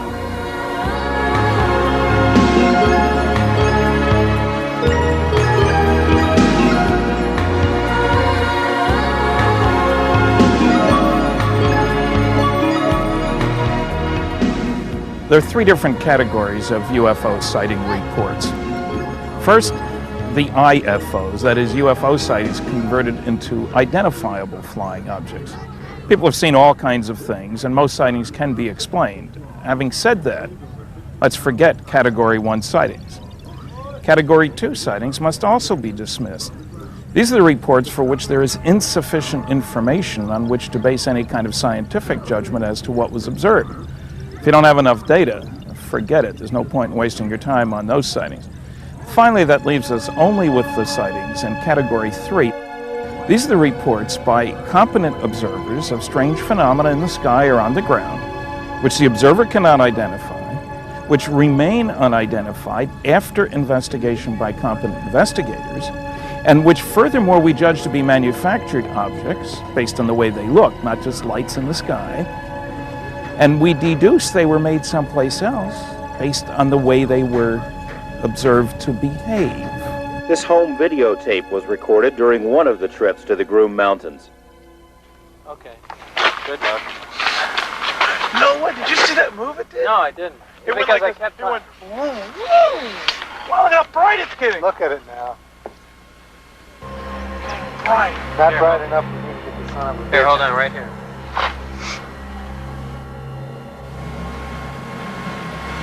Are you there? No.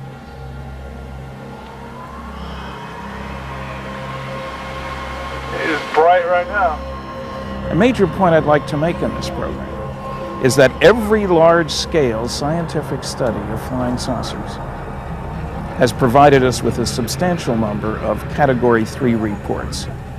Competent observer, competent investigator, plenty of data, and every indication we're dealing with intelligently controlled extraterrestrial spacecraft.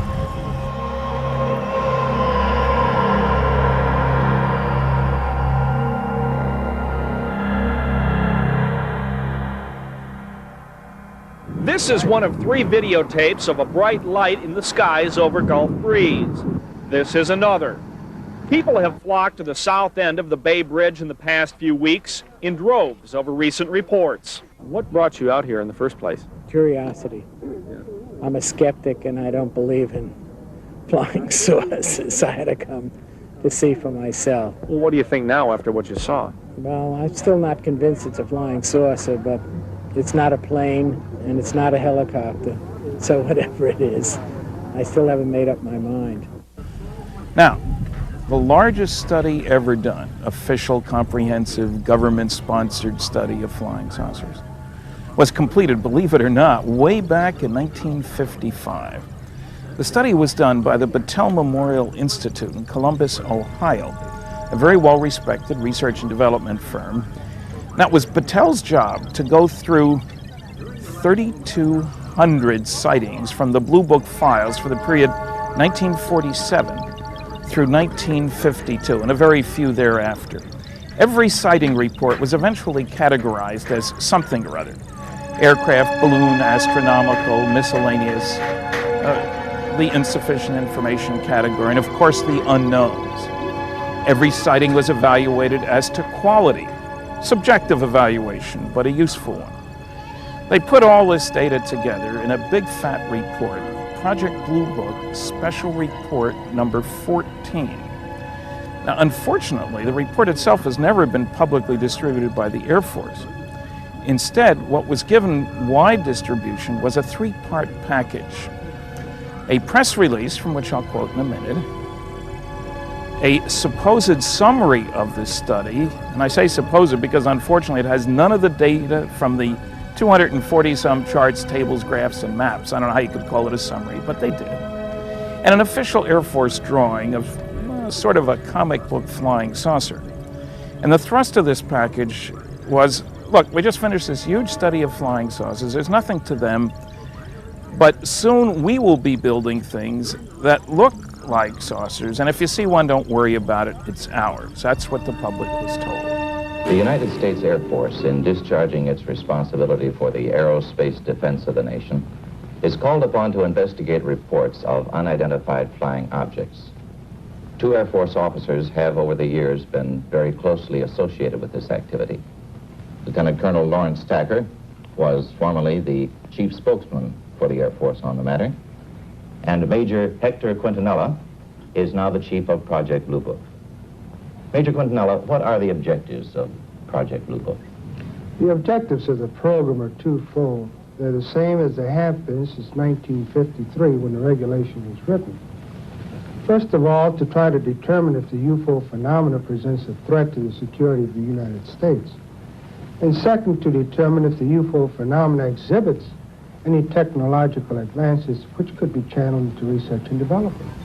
There's nothing to hide. There's nothing to hide at all. This is a copy of the privately published version of Project Blue Book Special Report 14. It is kind of interesting that the press release didn't mention the title of the report, because surely some reporter would have said, what happened to 1 through 13? They were all classified at that time, and the Air Force certainly wasn't talking about them. Now, in the press release, the Secretary of the Air Force, mind you, Donald Quarles, said, quote, on the basis of this report, we believe that no objects, such as those properly described as flying saucers, have overflown the United States. Even the unknown 3% could have been identified as conventional phenomena or illusions if more complete observational data had been available, unquote. Well, let's look at the categorization of the 3,201 sightings. You'll notice that there are several different categories, psychological aberrations, that's a nice way of saying crackpot cases, but the ones we're interested in are the unknowns. And you'll notice that the percentage of unknowns wasn't 3%, it wasn't 6%, it wasn't 12%, it was 21.5%. 7 times greater than the public was told by the Secretary of the Air Force. I suppose if one were generous, one might say that he wasn't very good at arithmetic.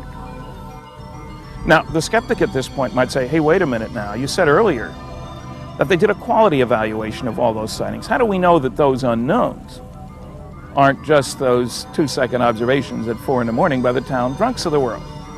Perfectly legitimate question. Let's look at the quality evaluation of those same 3,201 sightings.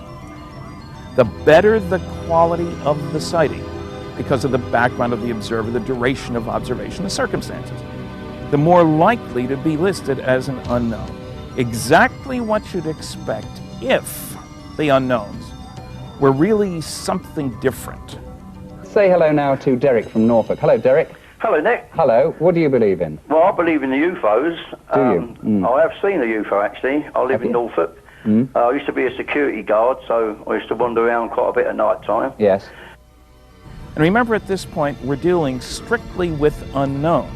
Forget all the things that turned out to be Jupiter and Venus and searchlights on clouds and flocks of birds. I mean, the list is as long as my arm. First, what did they look like? Well, typically we're dealing with the unknowns, with apparently round, symmetric, seemingly metallic, disc-shaped objects, definite size, shape, surface texture, things sticking out that might be landing gear, might be antenna, might be decorations. We don't know. Those are interpretations. Typically, but not always, bigger in diameter than thickness, sometimes with a kind of dome, size ranging from, say, 10 feet in diameter up to perhaps 150 feet in diameter. That was the biggest category of unknowns, but there were also some very exciting reports of large cigar-shaped so-called motherships, into and out of which the little discs fly. Now, with just the physical description of these unknowns, the round ones, the huge mother-shaped objects, the huge cigar-shaped mother vehicles, we have no basis at all for saying these things come from off the Earth. Why not? Well, because there are at least 50 different companies down here on the surface of this planet that could build things that looked as I described. They built a lot of the stuff that's here at the Space Center. You know, Lockheed, NASA, Rockwell International, under contract to NASA, Boeing, and a bunch of other companies. It's only when we add into the picture the behavior of these unknowns that we're suddenly forced to concede that we're dealing with something of extraterrestrial origin. Because these round, metallic, disc-shaped objects were able to sit still in the sky, hover, move straight up, straight down, move forward and then back without turning around, move at extremely high speeds horizontally, say 8,000 miles an hour as observed on radar, make almost right-angle turns at high speeds like 2,200 miles an hour. All this rather unusual flight behavior, typically without any visible external engine, without any wings, without any tail, without any noise. Area 51, that mysterious corner of the Nevada test site, is no longer much of a secret. The fact that secretive things go on here is a given, even to the Soviets, who make daily spy flights over the facility to take a peek at what's going on. A man who once worked at Groom Lake as a technician wrote this letter explaining how he inadvertently walked into the wrong hangar and saw what appeared to be a large metallic disc under a tarp. And an airman who worked at Nellis at a radar installation says he and his fellow servicemen watched over a period of 5 nights unusual objects flying over the Groom Mountains. He says the radar images indicate the objects zoomed into range at speeds of 7,000 miles per hour and then would stop on a dime, and that nothing we have is capable of doing that. The airman says that when word of his sighting got out, he was ordered to turn off his radar sensors for that area and told to keep quiet about the matter because it did not happen. And I submit to you that back in the early 50s, there was no company on the surface of this planet that could, in quantity, because people often reported seeing whole flocks of these things, that could in quantity build things that both looked as I described and acted as I described, because if they could, we Earthlings would no longer be building F-16s, 17s, 18s, MiG-29s, Mirage 5. The single most important thing about a flying saucer, from any government's viewpoint, is the potential for utilization of the technology for military purposes. Major Quintanilla, what are the objectives of Project Blue Book? First of all, to try to determine if the UFO phenomena presents a threat to the security of the United States. And second, to determine if the UFO phenomena exhibits any technological advances which could be channeled into research and development. Since we are still building F-16, 17, 18s, MiG-29s, Mirage 5, then what people saw back then wasn't built here on Earth. And if it wasn't built here, it was built someplace else.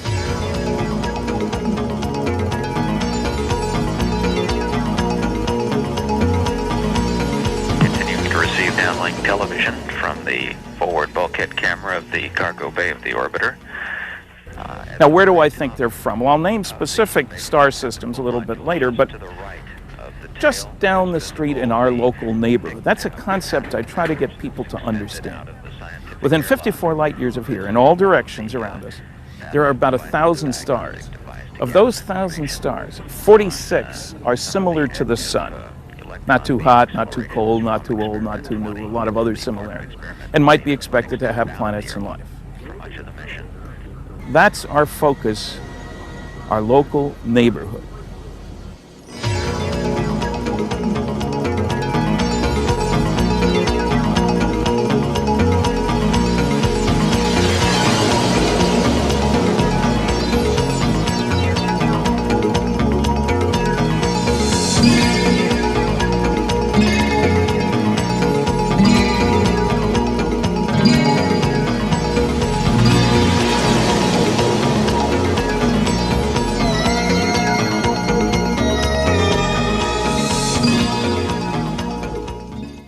Well, joining me now are eminent scientist and believer in extraterrestrial intelligence, Stanton Friedman.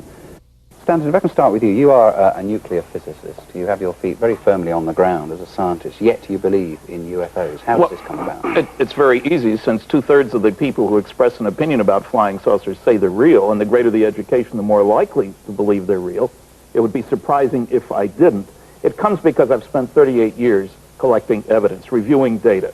I've lectured at 600 colleges. I get lots of feedback. I've published 70 papers. That gives you more feedback. I do a lot of investigation. It's unlikely that anyone who's ever seen these photos will forget them. Odd shapes in the sky, accounts of laser-like blue beams, descriptions of alien creatures, and close encounters over the road. And even though I had the photos right there in front of me and he was telling me all this, it was still hard to accept because things like that just don't happen, A, in Gulf Breeze, and B, to us. Burbank Tower, this is American Flight 812. Over. That's nothing from this world. You suppose the passenger saw it? I doubt it. Most of them were asleep. But it was quite a jolt, Jeff. I'll check. Good. We'll get it ready for landing. And keep it quiet until we get instructions. Right. Okay, Danny. We normally think of courage in spaceflight in terms of how brave anybody was to get in the top of this rocket with all that propellant sitting below you, or any of those others, crammed. Who knows what's going to happen? Our jet jockeys who take their chances in very sophisticated, unforgiving equipment. There's a different kind of courage that's required. That's the courage to fight for your ideas. What we find is that every step along the way, the guys with the new ideas were being hit on by the guys who say it can't be done. Not by guys who knew what they were talking about, but people who, for whatever reason, wanted to guard the status quo. Vehicle rolling from tail south around 235° azimuth northeast. Something about your flight? Yeah. What happened, Jeff?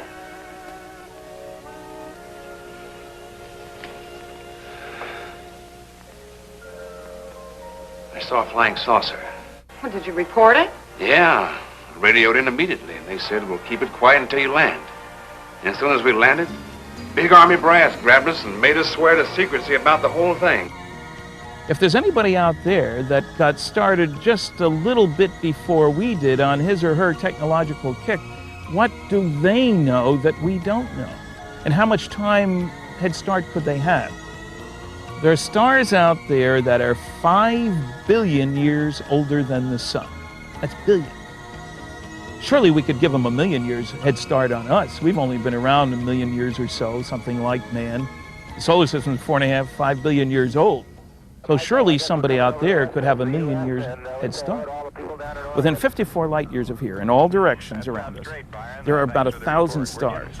Of those 1,000 stars, 46 are similar to the sun. Not too hot, not too cold, not too old, not too new, a lot of other similarities, and might be expected to have planets and life. That's our focus, our local neighborhood.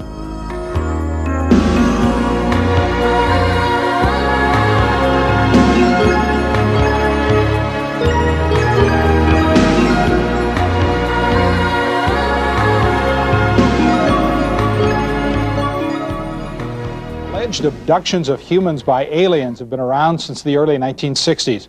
Betty and Barney Hill, a middle-aged New Hampshire couple, were reportedly snatched up by aliens in a flying saucer and eventually had their memories blocked. Since their case was made public, thousands of others alleged abductions have been reported all over the world. This is Betty and Barney Hill. It's a very famous case, took place in 1961. There's a whole book, The Interrupted Journey, television movie, The UFO Incident, starring James Earl Jones. It was September 19th, 1961. Betty and Barney were driving home to Portsmouth, New Hampshire, which is on the coast between Portland, Maine, and Boston, from Montreal.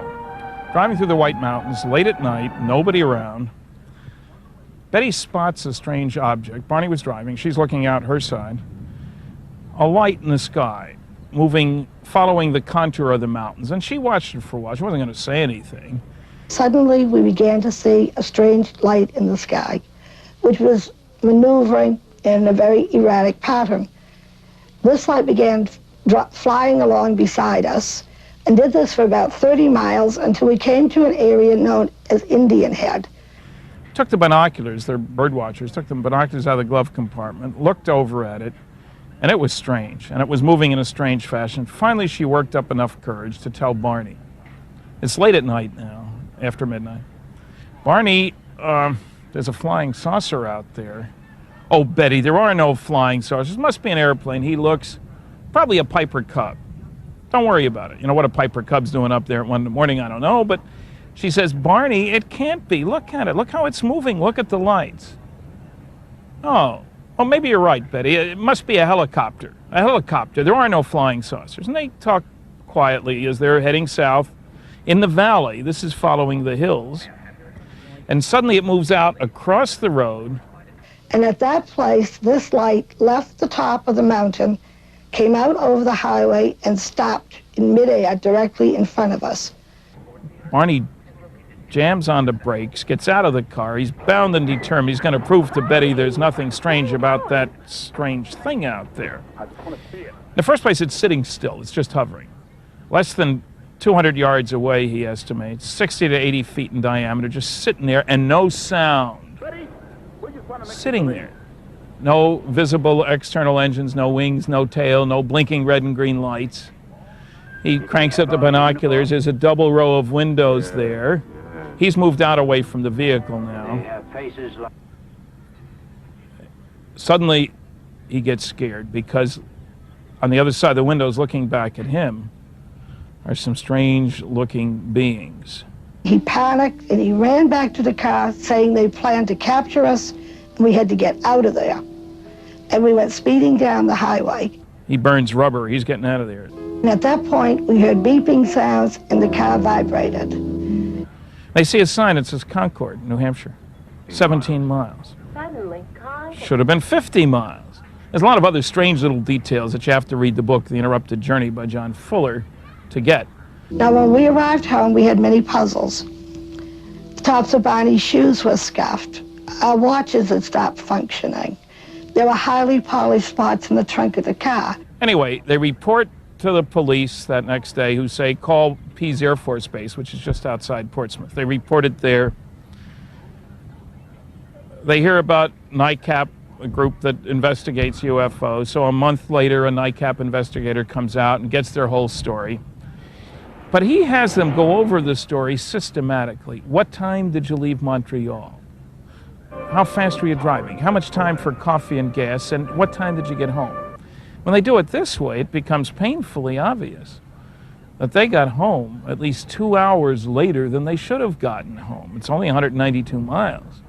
But the biggest mystery of all was the fact that it had taken us 7 hours to drive 190 miles. It was suggested then that they see a hypnotist to find out what happened during the missing time interval. Well, they were both busy people. Betty, a social worker, supervisor in the welfare department, state of New Hampshire. Barney, working in the post office down in Boston, but on the Governor's Civil Rights Commission. Betty checks with a colleague. As a social worker, she knew lots of psychologists. You know, we seem to have this missing time. Don't worry about it. Your memory will come back. Just wait a while. So they waited and waited and waited and waited. And Betty had nightmares about strange beings kidnapping them. Barney developed an ulcer that got so bad he couldn't go to work. By now, 2 years have gone by, and they've got to do something. They got to get Barney back to work. Betty gets a referral, or Barney gets a referral from a psychologist to a psychiatrist, Dr. Benjamin Simon, down in Boston. And the idea was to take care of two problems at once: find out what happened during the missing time and get rid of the ulcer so he could get back to work. Okay, every Saturday morning they drive the 60 miles to Boston. Betty waits outside. Barney goes in. Dr. Simon hypnotizes him, has him relive, not retell, but relive with all the emotions, a portion of the experience.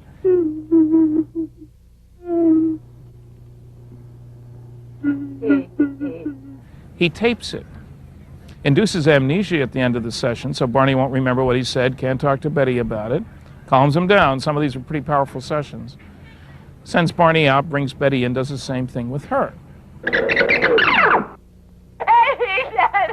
I know it, but the others object. And I said, but this is my proof. This goes on every week for 3.5 months, neither one of them knowing what's going on in the sessions, except that there must be something good happening because Barney's ulcer's taken care of. He's able to get back to work. Finally, Dr. Simon figures they're ready. He brings them both in together instead of separately and plays back a composite tape of all these sessions. I've heard the tape. They were astonished to find that they had each independently relived the same incredible experience. The beings that had been on the craft were now standing in the middle of the road, a dirt road, blocking our way. The car motor stalled. They separated, came up on each side, took us out of the car, and at that point, I realized that they undoubtedly planned to take us on board. Of that craft having landed, of them being taken on board against their will, treated as specimens. Stick a needle here, scrape a little skin there. I was taken into the first room, Barney into the second room, where we were given, as the leader, as I call him, gave us testing. No religious messages, no trip anywhere. Our examinations were very much similar in that with both Barney and I, they checked our eyes, ears, nose, throat, took samples of our hair, fingernail, and they scraped our skin. They were put back out, told they wouldn't remember, and didn't until this elaborate, sophisticated, expensive procedure was conducted. Now, let's face it, that's a pretty far-out story. Well, I read the book, The Interrupted Journey. I read the 2 Look magazine articles. I talked to John Fuller, talked to Dr. Simon. It was in my gray basket, not black, not white, maybe. Everybody needs a gray basket about UFOs. And then I had the lucky opportunity in November 1968 to spend 4 hours with Betty and Barney, just the 3 of us, in Pittsburgh, where I was living. I was very impressed with them. Obviously sensible, sensitive, intelligent people. Make a long story short, I buy the story. And you say, big deal, you believe them, where's the evidence? There's a lot of different kinds of evidence. I only want to focus on one part of it as appropriate for being here at the Space Center. Betty, under hypnosis, is reliving how she's trying to get the leader of this 11-being crew to tell her where he's from. And the understatement of the decade. I said, I know you're not from this planet. Now, Barney was in another room. They were being examined separately. So finally, to get her off his back, this leader shows her what I can only describe as a three-dimensional star map. It was like an aquarium with points of light, which were supposedly stars, 3 feet by 2 feet by 2 feet, 3 different kinds of lines connecting these stars for trade expeditions and occasional expeditions and regular heavy trade. 2 big circles that were supposedly the base stars connected by lots of lines. And she's looking up at this thing, and she asks the leader, well, where are you on the map?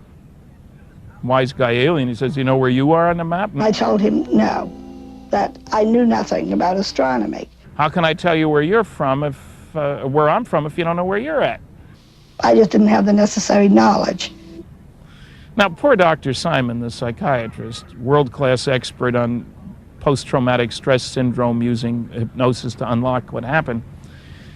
I mean, it's bad enough he's got 2 intelligent people here telling this crazy story about a saucer landing beings taking him on board, but now he's got a star map and trade routes, oh boy. He asks if Betty can remember what the map looked like. She says yes. He gives her a post-hypnotic suggestion. If and only if she can remember it accurately, please draw it later on. She goes home and she draws, and you can see it here. This is what was published in the book. And it's kind of fascinating. Trade routes and occasional expeditions, but there is one little teeny tiny problem. What does it mean? We have no reference point. It's obviously not all the stars in the galaxy. It's not all the stars in the neighborhood. We'll never know, is what people thought. Maybe it means something, maybe it doesn't, but there's no way to find out. Well, a brilliant woman named Marjorie Fish had read the book.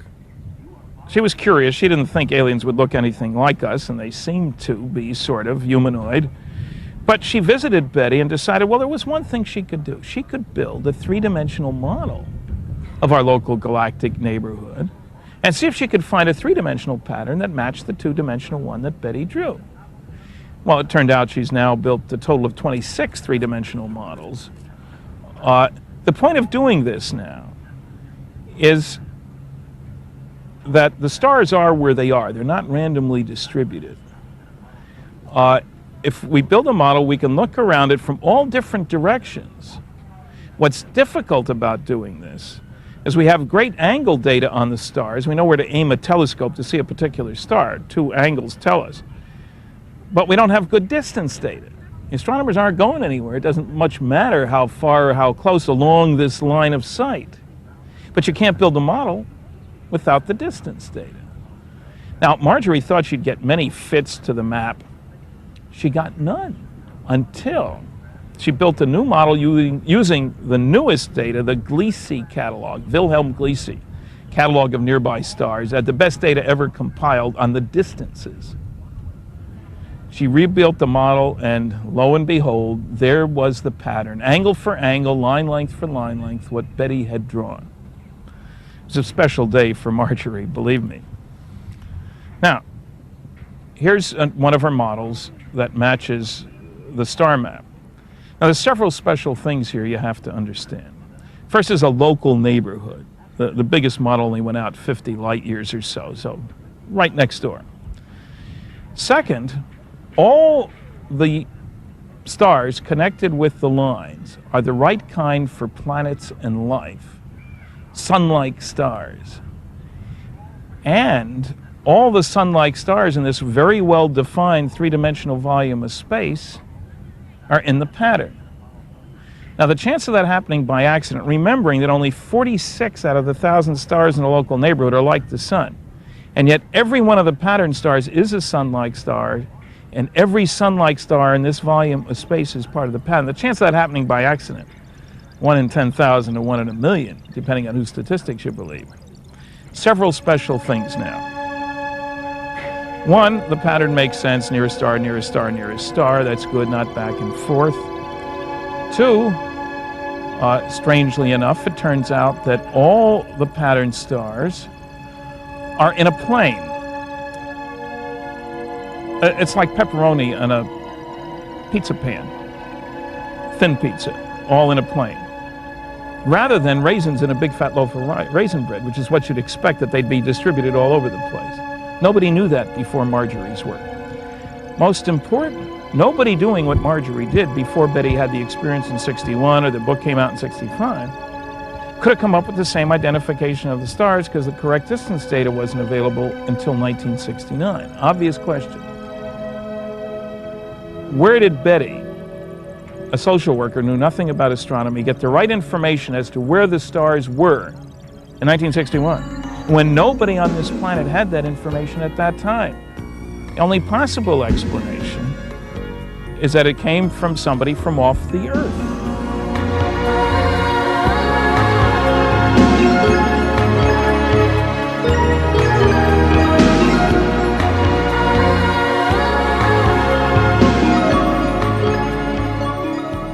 We can see that the source of that information had to be somebody who'd been away from the solar system.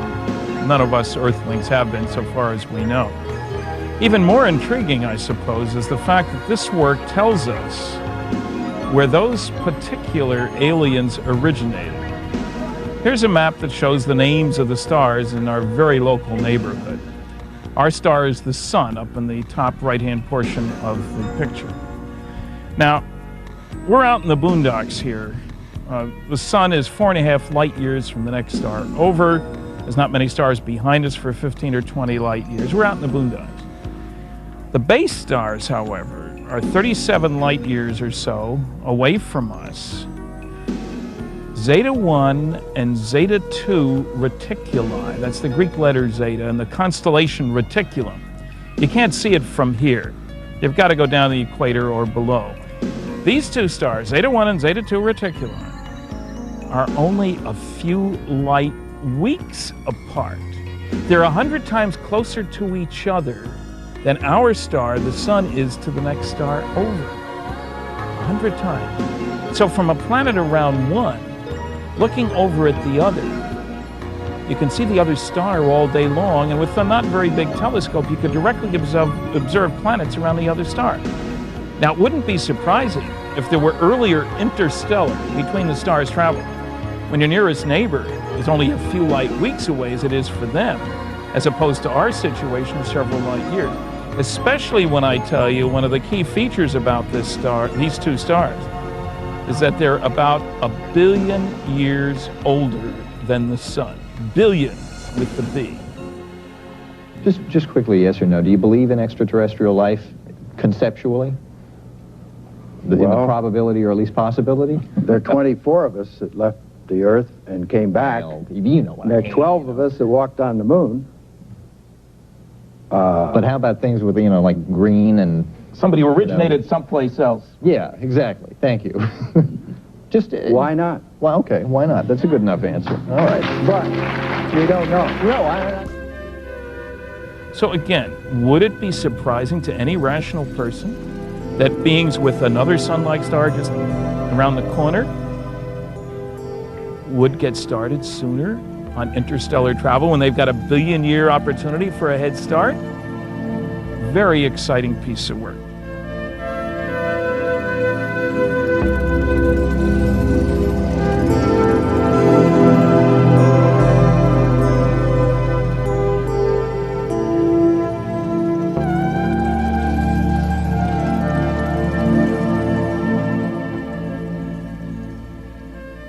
I received a copy of the radar report from Pease Air Force Base, where they had tracked an unidentified craft at 2:14 a.m. Just about the time we estimate that the UFO left. We went back and we found the spot where we were captured. It was not a fantasy. It was a real experience. And I believe that I have enough evidence to establish that.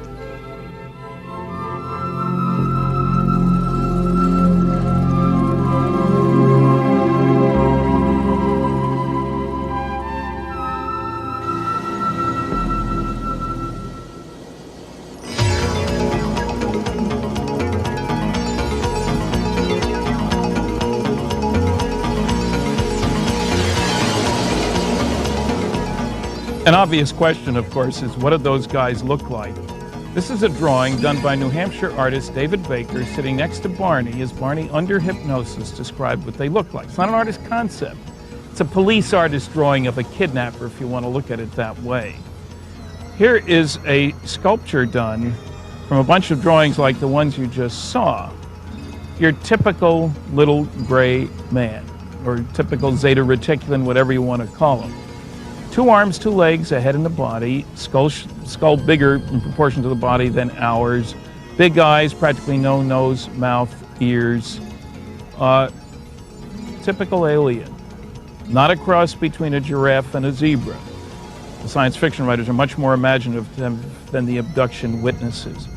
Remember now, this is one of hundreds of cases that have been carefully investigated of abductions. It's happening. Whether we like it or not is beside the point. The evidence suggests, beyond any doubt, as far as I'm concerned, that we're being visited by some form of intelligence which is higher than ours, and some kind of technology which is higher than ours, and it is able to pick up human beings at will as objects of study, the way we might a lesser species. To admit all of those things as possibility, as a real possibility, is to be staggered. So we keep it at arm's length conveniently. The evidence is simply overwhelming that planet Earth is being visited. Now, you've got to ask the right question.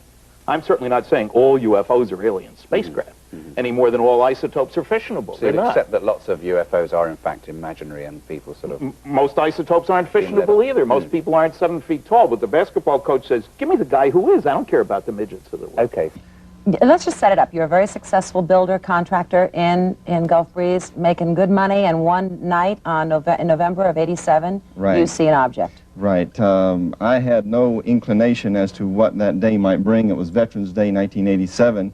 I'd come home and was wrapping up my business for that day, sitting in my office, looked out the glass picture window over my desk in my office, and a light caught my eye through the pine burrows of some trees out in my circle driveway, and lo and behold, I couldn't figure, what is this thing? There's a glow there, what is this? And it was obscured by the trees. So I was curious enough, so I got up and went to my front porch. Got a little bit clearer look at it, and just the adrenaline starts flowing because you realize immediately you're not looking at something of our technology or technology that you think that we might possess.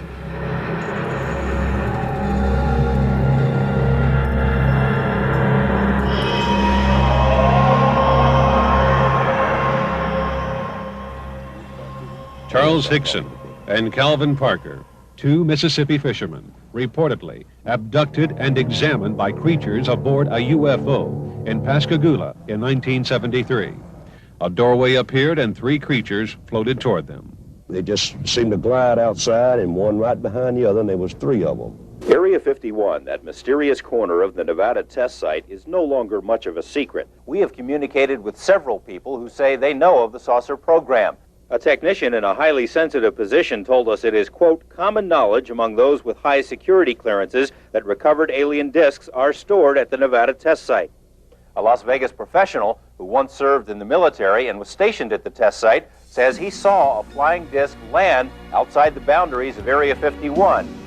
The best paper by far, in my opinion, was one by the late Dr. James E. McDonald. Jim was a professor of physics at the University of Arizona, and initially a skeptic about flying saucers, as I was too, until I looked at the evidence. Jim personally interviewed over 500 witnesses. And these were almost all pre-screened cases, so he spent his time on the unknowns rather than the knowns, which is the way to do it if you can manage. To make a long story short, he concluded that this is the most challenging scientific problem of our time, that some UFOs are of extraterrestrial origin, and that the Air Force Project Blue Book effort, at least, was completely inadequate from a scientific viewpoint. But he went a step farther. He presented information on 41 separate cases, subdivided into 6 groups, each group dealing with the typical objection of the debunker. You've probably heard them all. How come they're never seen on radar? Gives you half a dozen good radar cases. And an airman who worked at Nellis at a radar installation says he and his fellow servicemen watched over a period of 5 nights unusual objects flying over the Broome Mountains. He says the radar images indicate the object zoomed into range at speeds of 7,000 miles per hour and then would stop on a dime, and that nothing we have is capable of doing that. Why aren't they ever seen over big cities? Gives you a bunch of big city cases.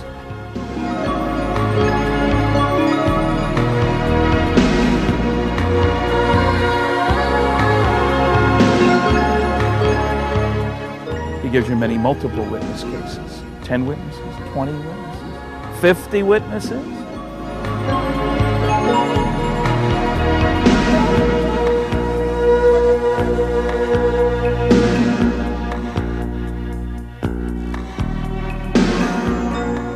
Well, how come they're never seen by the professionals who watch the sky?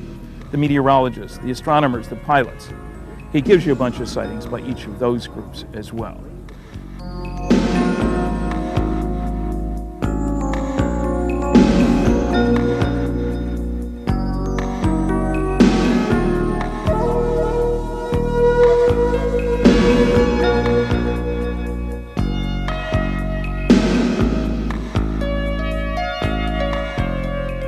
So you can raise any of those objections you wish, but please don't reach a conclusion until you've studied the evidence.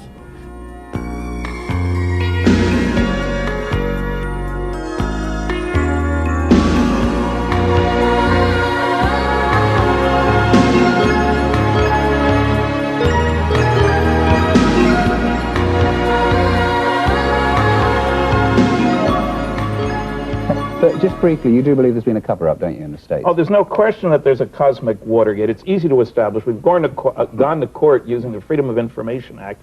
Here's what you get after, well, this is a justification to a federal court judge by the National Security Agency, a huge organization, for withholding 156 UFO documents. They wouldn't even show any to the judge. This is their affidavit to him, and that's not the only page like that. You can all blacked out. 75% blacked out. Here's what I got from the CIA under Freedom of Information about UFOs. 5 years to get that very exciting document. Look, Stanton, we're going to have another to leave one, it. equally exciting. Oh yeah, I've read that one, but not the other one. We're going to leave it. On January the 13th, a Friday appropriately, on an English talk show, Nick and Ann, a British rock musician named Reg Presley, no relation to Elvis, startled the world by saying that he was aware of 15 reels of 10 minutes each of 16mm footage shot of autopsies and wreckage relating to crashed flying saucers in New Mexico. Incredible news. He hadn't seen much of it, and it belonged to a man named Ray Santilli. Last year that some tantalizing pictures were released. Black and white grainy footage showing an alien autopsy. The debate about whether they're genuine or not is still raging. The footage was first seen in this country last August in a Channel 4 documentary called The Roswell Incident. It told the story of a UFO that crash-landed in New Mexico in 1947. This was one of the most important events in UFO history. The program used several minutes of footage which apparently showed an autopsy carried out on aliens recovered from the crash site. The footage was brought to light by a video producer called Ray Santilli. We're talking about roughly 16 minutes of footage of an autopsy of a supposed alien recovered from a crashed flying saucer in 1947. Surely one of the most important discoveries ever made by mankind. Extraordinary claims require extraordinary investigation. But the organizers of a UFO conference in Leeds next week say they have new evidence which will prove the footage to be a hoax. They're flying in the top Roswell investigator, Stanton Friedman. He believes aliens did land at Roswell, but he doesn't believe the autopsy film. I was here in April of '95. I met with Mr. Santilli. I did not get a chance to see the footage. He wouldn't show it to me. He didn't want me to see the footage. He didn't want anybody who was going to be critical. He was looking for people who would go along for the ride, I think, who would say, yea, verily, this is the greatest thing since peanut butter. Now, on about July 2nd, there was apparently a mid-air collision between two flying saucers in New Mexico. One of them came down almost intact in the plains of San Agustin, a very remote area west of Socorro, New Mexico. The other part, apparently, part of it exploded, showering debris on the Foster Ranch, southeast of Corona, New Mexico, northwest of Roswell. And a couple miles away, apparently, bodies were found. There was some lightweight, very strong, seemingly structural material that you couldn't break through with a sledgehammer. very thin. And there were some I-beam-like pieces, perhaps 3/8 inch high, had the weight of balsa wood, nothing to these things, but you couldn't cut them, break them, burn them, and there were strange pastel symbols along the inside of the eye. But as the first to talk to many of the key witnesses, without television cameras, without any public sort of side to this thing, I'm absolutely convinced that bodies were recovered at both locations. We have descriptions of those bodies from people who saw them. We have descriptions of wreckage. And that's a very important database. It's also important to realize that there was very strong intimidation of many of the people who were involved in this case. One of the people who was never said anything about this, wasn't spoken to until I spoke to him in 1989, was Glenn Dennis. He was a mortician at the local funeral home, the Ballard Funeral Home. And when he finally told his story, he had talked to a nurse at the base who had been involved in what was apparently an autopsy, cutting up little bodies that smelled to high heaven. She said, "You won't believe what happened." And she said, "Before I talk to you, before I tell you anything," excuse me, I'm having a throat problem here, but she said, "You have to give me a sacred oath that you will not ever mention my name or not." She said, "You can get me in a lot of trouble." So she said, "But I'm going to tell you, you don't know where you got this, you know." And she said she never smelled anything so horrible in her life when she got in there. And I said it was the most gruesome, most horrible sight that she'd ever seen in her life. The smell was almost devastating. She said, "I was never so horrified in my life." She said, "No, this is what it is." She said, "This is something that no one's ever seen." So there is no question from Glenn Dennis's testimony, the testimony of all these other people, people who saw the bodies out in the plains, that at least 2 saucers crashed, that wreckage was recovered, that the government grabbed all the goodies, intimidated the people, had bodies, and if there were bodies, there would have been autopsies, and if there were autopsies, there certainly would have been footage, film footage shot. Friedman was the original investigator at Roswell and has been researching the incident for over 20 years. He thought the autopsy film could be important, but when he finally saw it, he was unimpressed. The main reasons I was disappointed when I saw the footage. One, the body didn't look like any alien I'd ever heard described. I have 2 separate testimonies as to what the bodies from the Roswell crashes look like.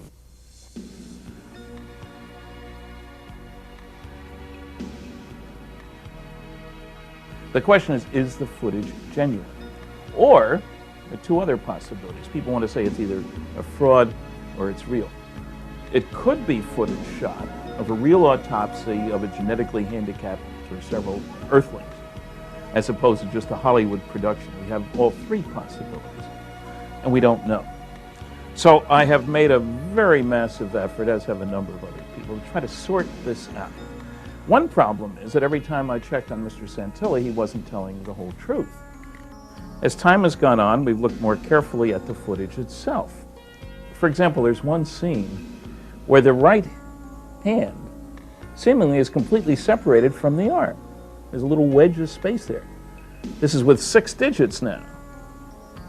And then later, it seems to be attached, as if somebody took a hand and put it on an arm. But one of the witnesses that talked to Glenn Dennis, a nurse at the base hospital, told him. She said, "Last night I made a diagram." She said, "You won't believe this," but she said, "I made a diagram," and she said, "These little bodies." And she gave me she drew me a diagram of an arm, because she said the anatomy from the shoulder to here was real short, and this arm was longer here. Which is the reverse of our situation. She said 4 digits. That doesn't match. Practically no ears, nose, mouth, just a little slit, some holes, and yet there are very clear ear folds, whatever you want to call them, and something of a mouth, and certainly a nose. The eyes were very deeply set back, set in. And she said the amazing thing about the skulls that it wasn't like ours, that it was kind of like a newborn baby. They were kind of flexible that, you know, the doctors could move, that it wasn't, you know, like a hard skull. None of this stuff matches. Now, I cannot say that we have proven that this is a hoax shot by this company at this location on this date. And Mr. Santilli told me not only that they had boxes of material about the cameraman, which proved that he was who he says he was and where he says he was at the time. None of that's been put forth. But he also said that Kodak had dated the film. Well, as it turns out, they hadn't. He'd given them a piece of leader with no image on it. Well, Kodak's requirements were about 50 frames, 2 seconds worth roughly, of film full width, because shrinkage is important from determining dates, and with image that's in the autopsy footage. He promised to provide it, promised to provide it, promised to provide it. The wreckage in the film. Now, if you look carefully, the so-called I-beams, that they call them that, have strange symbols which spell video if you look at it in the right angle, which are sort of old Greek letters. Doesn't look anything at all like the replica that's been created by Dr. Jesse Marcel, working with an engineer. He handled pieces of the wreckage. And he's talking about I-beams like this size rather than this size. We've just got lots of questions and no answers. And some of those questions should have answers if we are to proceed on the basis that this stuff is legitimate. Extraordinary claims require extraordinary investigation. This footage has not had it. Well, I don't know why you're skeptical about everything. Well, people ask me, how can you talk about flying saucers if you haven't seen one? And I tell them I've been talking about neutrons and gamma rays for 38 years. I've never seen one of those either. Yeah, yeah. Well, they're real. I've never seen Sydney, Australia. Yeah. It's just there. Briefly, you do.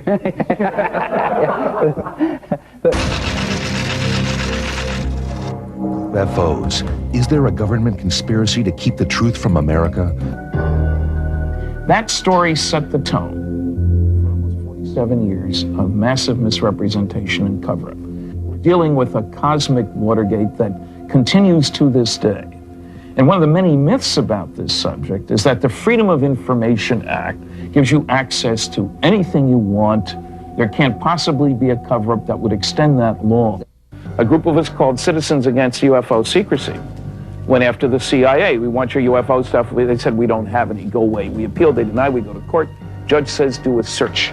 They come back to court, they'd found 239 UFO documents. In the early 1990s, there was a great deal of discussion about Roswell. New books came out, more witnesses came forward. And as a result of this, many people in New Mexico wrote Congressman Stephen Schiff. He's based in Albuquerque, seeking the truth about Roswell. And he wrote requests for information from the Secretary of Defense, got no answer. Wrote again, got no answer. Finally, a third time, his request was referred to the Air Force Liaison Office, and they just kind of casually brushed him off by saying, check, we've referred your request to the National Archives. So he's getting a runaround. Congressmen aren't accustomed. They ask for a briefing. Normally they get it. So because he sits on the Government Operations Committee of Congress, he was talking to the General Accounting Office, Congress's investigative arm. And they were talking about other matters. Is there anything else that we can do for you? And he mentioned, well, he'd sure like to stop this runaround that he was getting from the Air Force. Well, let us look into it. The GAO, its mandate. Look around all the possible government agencies, find out where the records are located, and see what you can find out about Roswell. So as a massive effort, they sought information from the Air Force, from the CIA, from all kinds of other agencies.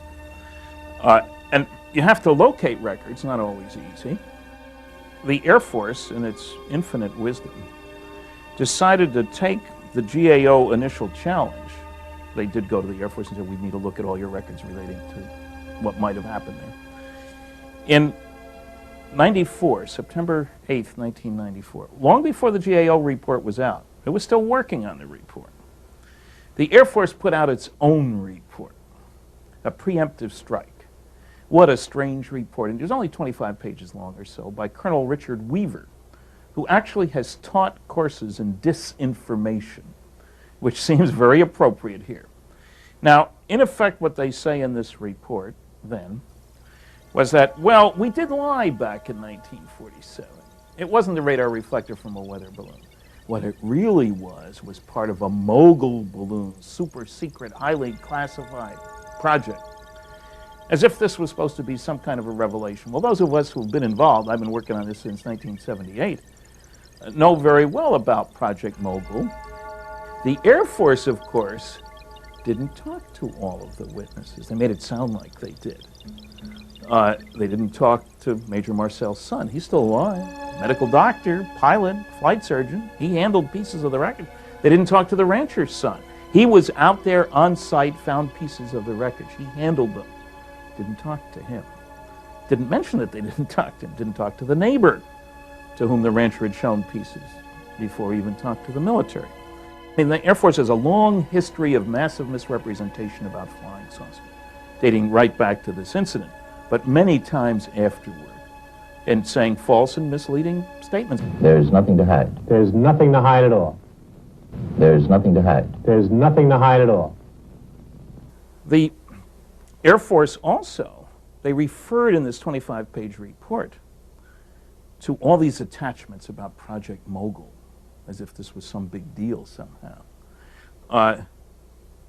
In several of the attachments, I managed to get hold of copies. They weren't distributing them. I know a television crew that was at the Pentagon wanted to get access to the attachments. They wouldn't let them into the library to do that. There's nothing to hide. There's nothing to hide at all. The Air Force said they had the CIA look at the pictures as if they had suddenly discovered these pictures. I found them in 1979 in Texas. Pictures of General Ramey with wreckage in his office. Him and Colonel Dubose with wreckage in his office. It's phony wreckage. And so we're dealing here with massive misrepresentation. Now, later, it is interesting, the GAO finally put out its report. It was kind of a disappointment. Congressman Schiff got it July 29th, 1995. Put it out that very same day. They listed a number of government agencies from whom they had sought material. They hadn't found anything, basically. That's important for one reason, anyway. They acknowledged, and Congressman Schiff, to his credit, pointed it out, that one of the things that was missing were the outgoing messages from the Roswell Army Airfield for a 2-year period, including the time of the crash. And nobody knows why that material was destroyed or what was in it. Buried in this GAO report, unfortunately, is clear that they asked the government agencies, CIA, FBI, and so forth, to look in their Freedom of Information files. If there'd been anything solid in those, we'd have known that a long time ago. Did the Freedom of Information Act provide the information windfall researcher Stanton Friedman was looking for? Hardly. You can read 8 words on this CIA UFO document, and they're not very useful words. Doc reference, info location, stuff like that. Now, these guys have a weird sense of humor. I mean, here's a page, deny in toto, it says. They couldn't even find 8 lousy words to release. One of the things they did, now the Air Force was truly sneaky. They quoted this newspaper article. The next line, which they didn't quote, this is attributed to the rancher, was that I'm absolutely sure it was not a weather balloon. They leave that out very conveniently. We've had our 2 years of waiting. The question hasn't been solved, certainly not by the Air Force. The GAO report was inadequate and incomplete. And the American people and the American Congress are still being lied to. Charles Hickson and Calvin Parker, 2 Mississippi fishermen, reportedly abducted and examined by creatures aboard a UFO in Pascagoula in 1973. Do you think the United States government is keeping something from us about UFOs? There's no doubt in my mind that they are.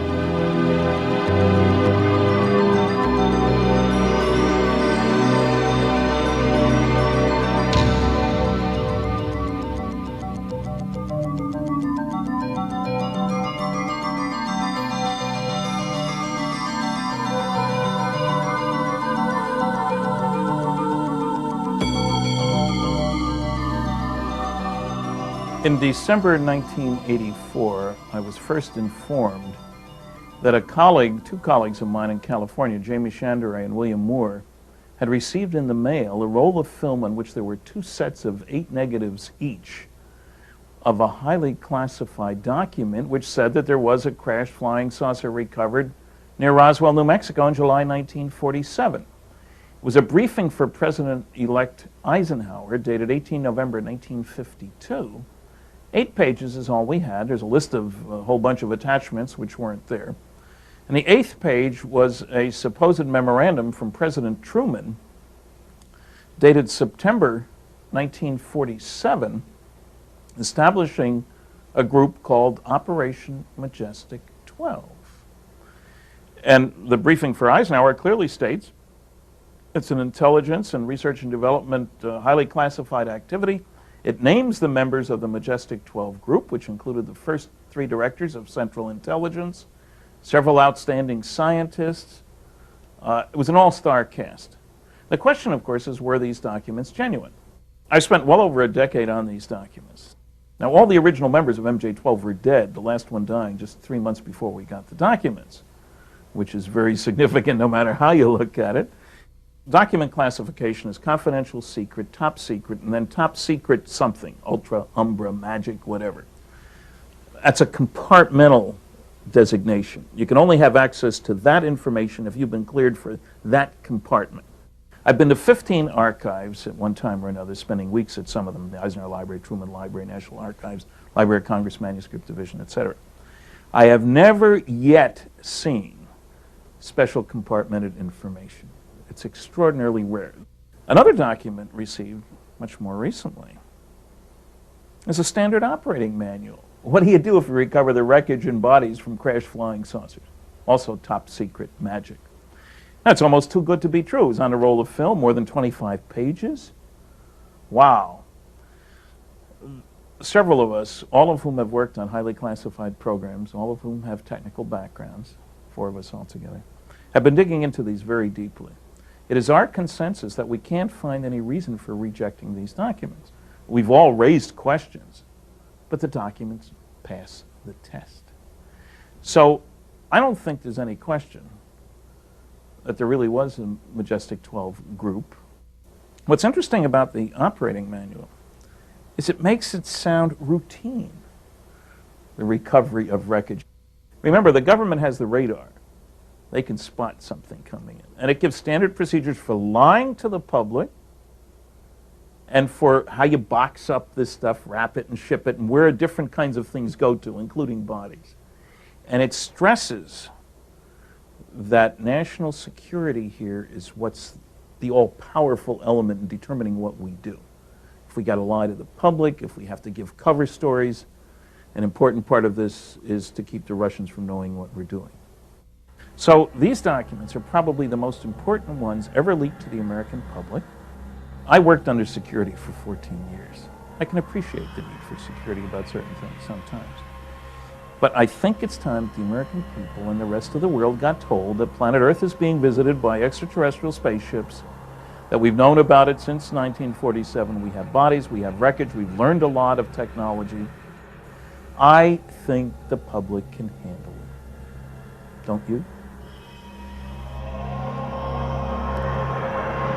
Area 51, that mysterious corner of the Nevada test site, is no longer much of a secret. The fact that secretive things go on here is a given, even to the Soviets, who make daily spy flights over the facility to take a peek at what's going on. Area 51 is where Francis Gary Powers and the other U-2 pilots were trained in the 50s, and where the U-2 itself was developed. The SR-71 spy planes that spotted Soviet missiles in Cuba in the early 60s were also developed at 51. 51 is where stealth technology was nurtured, where Star Wars devices are still tested, and where all manner of CIA monkey business has been plotted and refined.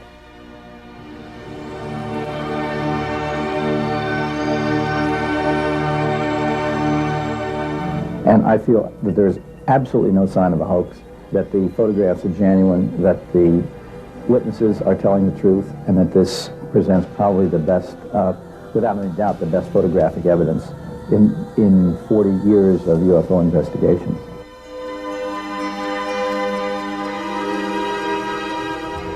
Do you sort of extend your beliefs in things that most people don't believe in? I look for evidence. No, I look for evidence. But remember, most people do believe in flying saucers, so that doesn't, I don't fit into the box of things most people don't believe in. But the problem is, you can't dismiss eyewitness testimony too readily. The reason we can explain most UFO sightings as relatively conventional phenomena, Venus or whatever, is because people are good observers or lousy interpreters. We know it was Venus because they saw it in that direction at that time, at that angle above the horizon. You can't say they're lousy only if they describe something that doesn't fit. And courts of law, after all, eyewitness testimony is extremely important.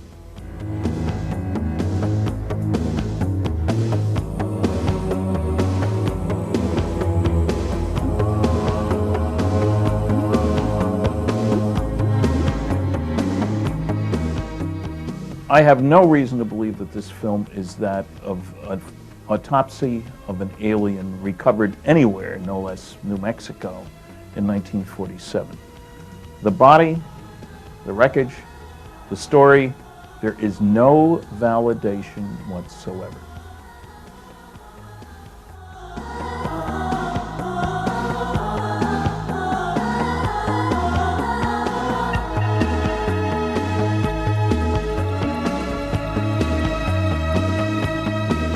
Anyway, I drove her. We looked in the Officer Club, and I drove her back to the barracks there, to the nurses' quarters. And that was the last time I ever saw her then.